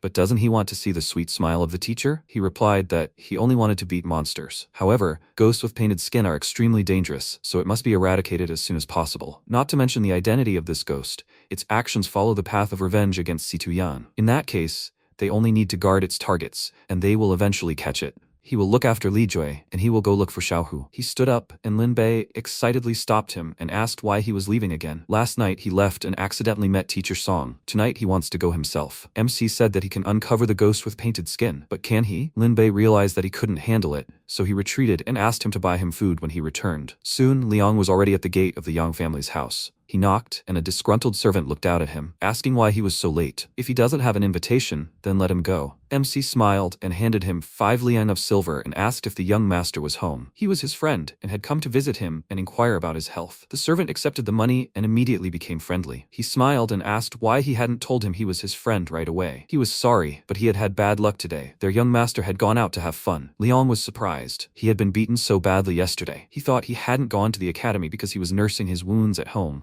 but it turned out he had already gone out to party. Apparently, he really was in good health. He inquired where exactly he had gone, and the servant whispered he apparently didn't know their young master very well. He had of course gone to the Colorful Moon Tower. The Colorful Moon Tower is the largest pleasure house in Yanjiao City, a favorite meeting place for local scholars and literati. In this world, pleasure houses are different from the places we're accustomed to in the modern world. In the modern world, there's something simpler, specializing exclusively in carnal pleasures, usually small and located in secluded places. Like the spider's house he destroyed last time, this place was in a remote place outside the city. Pleasure houses, on the other hand, emphasize art. They're larger, and their role as a social gathering place is more pronounced. Usually, girls there simply join in over drinks and watching performances. Of course, if you insist on something else and the girl agrees, then why not? However, famous, unattainable beauties are very difficult to reach. Even after spending a lot of money, at best you can only get an invitation to a conversation at the table. Achieving a deeper understanding is not so easy. On the stage of the main hall on the first floor of the Colored Moon Tower, several girls in transparent capes dance to the accompaniment of musicians. The guests downstairs sit at tables in groups of 3 or 5, eating and listening to music in the company of pretty girls. On the second floor are private rooms, each hidden behind thread curtains. The third floor is reserved for private rooms, frequented by either the very generous or the shameless. Yan Xiaohu is undoubtedly both generous and shameless. Just entering the pleasure house, Liang headed for the stairs, where a woman approached him and said with a smile that she hadn't seen him here before. He wanted to go upstairs and call the girls. He politely replied that he was simply looking for someone. Is young master Yan Xiaohu upstairs now? She smiled and, discreetly waving to the servant, leaned close to Liang and asked, so he's his friend? He should wait? And she would have him escorted out now. She thought that this young man was handsome, well-mannered, and polite. It was clear that he wasn't the type to start a scandal. It's a pity she never met such handsome, stately men when she was younger. The servant escorted him to the third floor, where a guard stood outside one of the rooms. The servant asked Liang to wait so he could go ahead and report his visit, but he declared he would go in himself. He approached the guards and told them he was his classmate, and they threateningly told him to leave. The young master ordered them not to let anyone in. MC clenched his fist and politely threatened to force them in. Meanwhile, Xiaohu was sitting in a group of girls, but he wasn't interested in them. He was waiting for his one and only, Miss Ruoyi. One of the girls nervously replied that she was currently talking to someone and would be back soon. Xiaohu was very dissatisfied.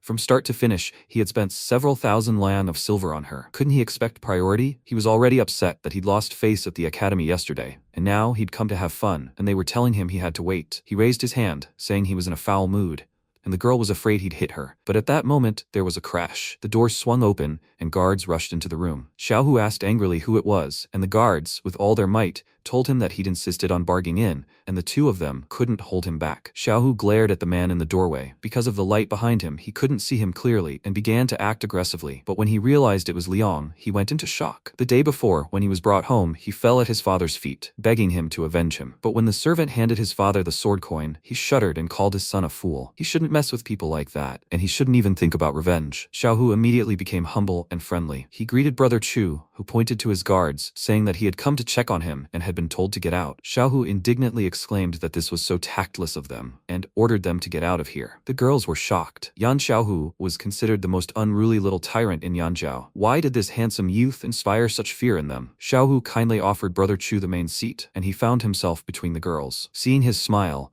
they blushed and thought, a young man with such a beautiful smile can't be a villain, right? He suddenly pointed to the window, saying that someone was there, and while they were distracted, he quickly hit each of them with a gold bar, which made Xiaohu nervous. Their Yan clan could be considered an expert in both cards and pleasure houses. He had accompanied his elders to dens of vice since childhood, and had seen all sorts of devices. But a gold bar, he had never seen such a thing. What kind of addiction does he have? MC told him not to worry. They were fine, they were just dizzy, but he was in danger. Did he understand that? Xiaohu became nervous and realized that as long as he was here, he really was in danger. Liang told him that Chenda had died last night. Of those who had bullied Situyan, only he remained. Perhaps Situyan had become a ghost with painted skin, capable of taking on other forms. Anyone who approached him could be her. Xiaohu was surprised. He'd heard rumors before that Situyan had turned into a vengeful spirit, but he paid them no mind. He practices martial arts himself, is guarded by masters, and an ordinary ghost couldn't reach him. But if this is the legendary ghost with painted skin, then killing it, a simple first-level warrior, is a piece of cake for him. Brother Chu, no matter how dangerous he is, will only beat him up. And if this is an evil spirit,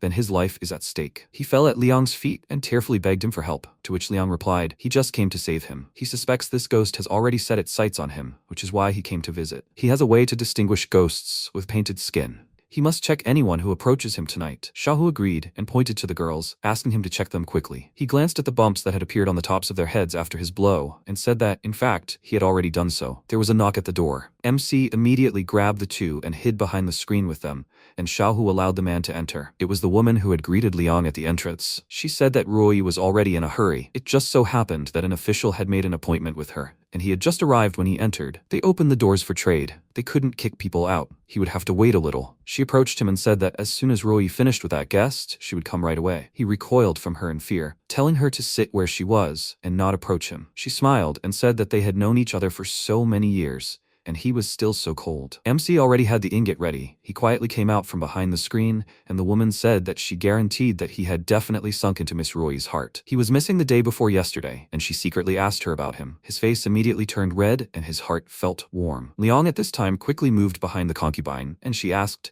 where did those two girls go, whom she called to serve him? Where did those stupid girls disappear to? Xiaohu smiled nervously, saying that she would see them soon, after which MC hit her hard on the head. She was not a ghost either. Xiaohu dragged her behind the screen and asked, why did he even wait here for this ghost? He could just go home now, gather people and protect himself. Isn't that an option? He answered him that it was an option if he was ready to never leave the house again. Only fools steal every day, but it's impossible to defend against thieves every day. If the ghost with painted skin isn't caught now, he'll always be in danger. Is that okay with him? Xiaohu didn't object anymore, and suddenly there was a crash outside. The two guards rushed into the room again and apologized to the young master. They simply couldn't hold her back. He was simply furious. He was the local king himself, and today he was also in league with Brother Chu. Now he would see who dared to pick on him. It turned out to be Qingyi. She entered the room with annoyance and asked, does he even understand how much danger he's in? And he's still fooling around in a place like this. She immediately fell silent, seeing the unconscious concubine, and asked, what kind of obscene thing are they doing here? Xiaohu immediately shifted the blame to Liang, and he, awkwardly coughing into his fist, said he simply thought that a ghost with painted skin might try to get to Xiaohu,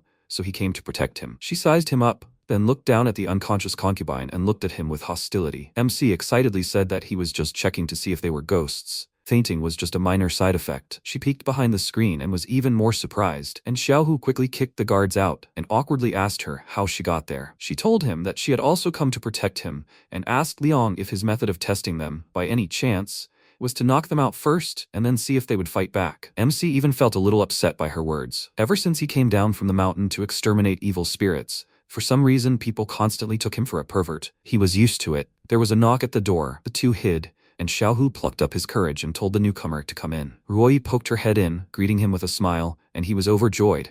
He had finally waited for her. She asked if he was angry with her for being late. Was he? He scratched his head awkwardly and embarrassedly and told her that all his anger immediately went away when he saw her. She sat down next to him and said that she knew that only he truly loved her and cared for her, unlike other nasty men. He felt awkward, still remembering the ghost, and so asked to sit with his back to the screen. She laughingly remarked that he was acting a bit strange today, to which he nervously replied he just wanted to look straight at her face so he could see her more clearly. She moved to the screen, and he saw silhouettes behind the screen, noting that she was much more visible that way. They both peeked out from behind the screen, ready to attack at any moment, and Joe-yi asked, "It's not a day off today. Why isn't he at the academy?" He glanced at Liang, remembered how he beat him up, and lied to her that he just didn't feel like going. She smiled and asked, he himself said that the new teacher's song at the academy was half as beautiful as she was, and that she made his heart ache every day in class, and now he's suddenly too lazy to even look at her? Men are all like that. They play around and then quit. He became very agitated because Teacher Song was there, and he began to deny everything, asking Joe not to say such nonsense in the future. She was a little confused, but didn't object.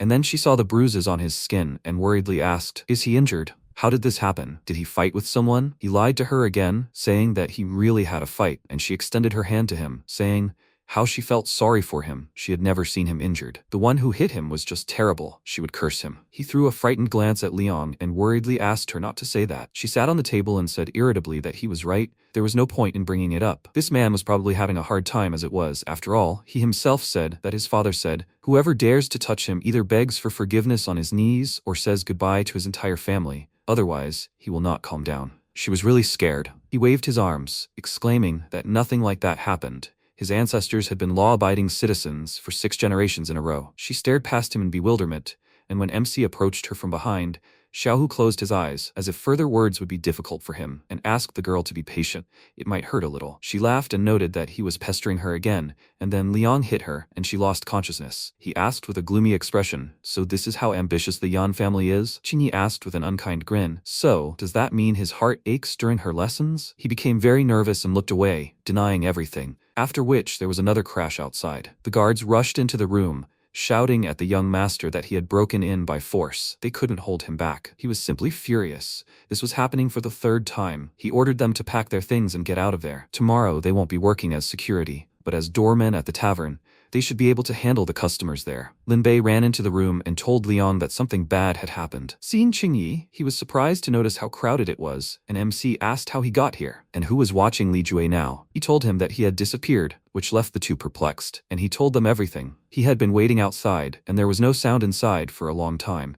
It seemed strange to him. He knocked, opened the door, and then looked. The window was open, and Li Jue was nowhere to be found. Liang asked if he heard anything suspicious. He replied that there were no suspicious sounds or energy fluctuations, and he thought he had quietly escaped. But why did he need to do that? MC suggested that maybe he was hiding something else from them, and he could also be Situyan's target. It was unknown where he had gone. So what should they do now? Qingyi said she would try to find him, and they asked doubtfully if he could really do it. She replied that using the Confucian method was enough. She took a piece of paper out of her pocket, used a special technique, and wrote Li Jue's name on it. Then she waved her hand, and the piece of paper flew out the window. Now all they had to do was follow it. Liang pointed to Xiaohu and said that someone should stay and keep an eye on him, and Lin Bei resolutely volunteered for this role. After that, they jumped out the window. The guy looked at Xiaohu with confusion, and he awkwardly asked, "What should they do now?" Lin Bei thought for a few seconds and suggested that they order food first, and then they would wake up the girls and continue the music and dancing. Xiaohu asked, "Is that right?" The danger had not yet passed. He patted him on the shoulder and told him not to worry. He was right there. Although Li Jue, whom he had been keeping an eye on before, had just gotten into trouble, it was a pure accident.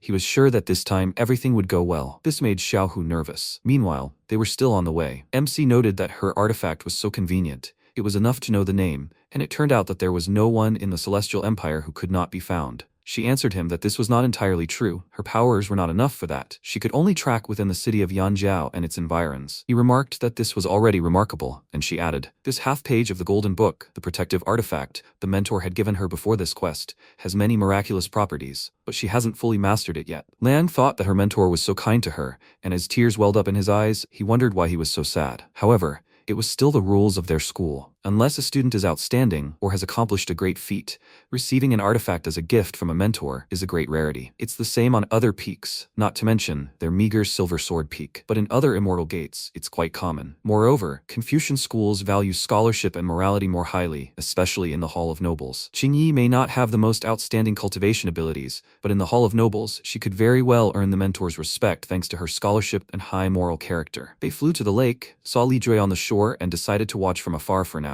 They quietly landed behind him and hid while he reproached himself, asking why she killed so many people. He was the one who drove her to the grave. So shouldn't she have killed only him? Why continue to kill others? MC frowned, realizing that he was definitely hiding something. Li Jue burst into tears and said that day she tied him up and wanted to slash his face. He was scared to death, desperately resisted, and accidentally pushed her into the lake. Then he was so scared and shocked that he thought of only one thing: to quickly run home. A long time passed before he remembered that, by falling into the lake, she could be in danger. But when he ran there again to check, he heard that someone drowned in the lake. He didn't mean to, but he really did cause her death. All these days he was very afraid, and he kept running away from this thought. But now he doesn't want to run anymore. He called her loudly and asked her to come to him. If she really became a ghost, please let her not kill anyone else. Liang thought, this means that Li Jue directly caused Situyan's drowning, and she didn't jump into the water herself. No wonder he was so afraid. All this time he was tormented by the guilt of unintentional murder and the fear of a ghost thirsting for revenge, so he experienced incredible mental anguish. It seems that today he finally couldn't bear this torment and came running here. But he has been standing here for quite a long time, and nothing unusual is happening. Li Jue began to look around and asked if she was not here,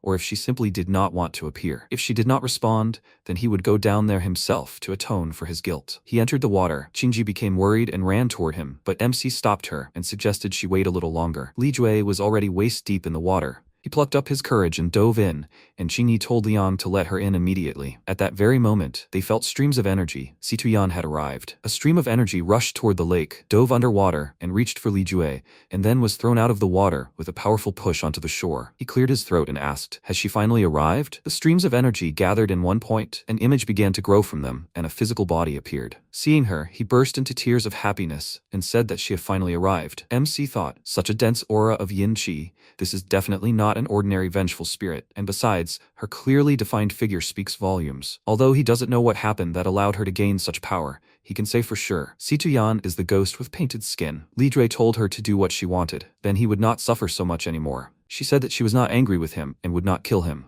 He was confused and began to persuade her. And then she yelled at him, ordering him to leave quickly. He became worried and asked what was wrong with her. Her hands trembled, demonic energy flared up, and she grabbed her head, as if trying with all her might to stop what was happening to her. She ordered Li Jue to run away immediately, and then the demonic energy completely took possession of her.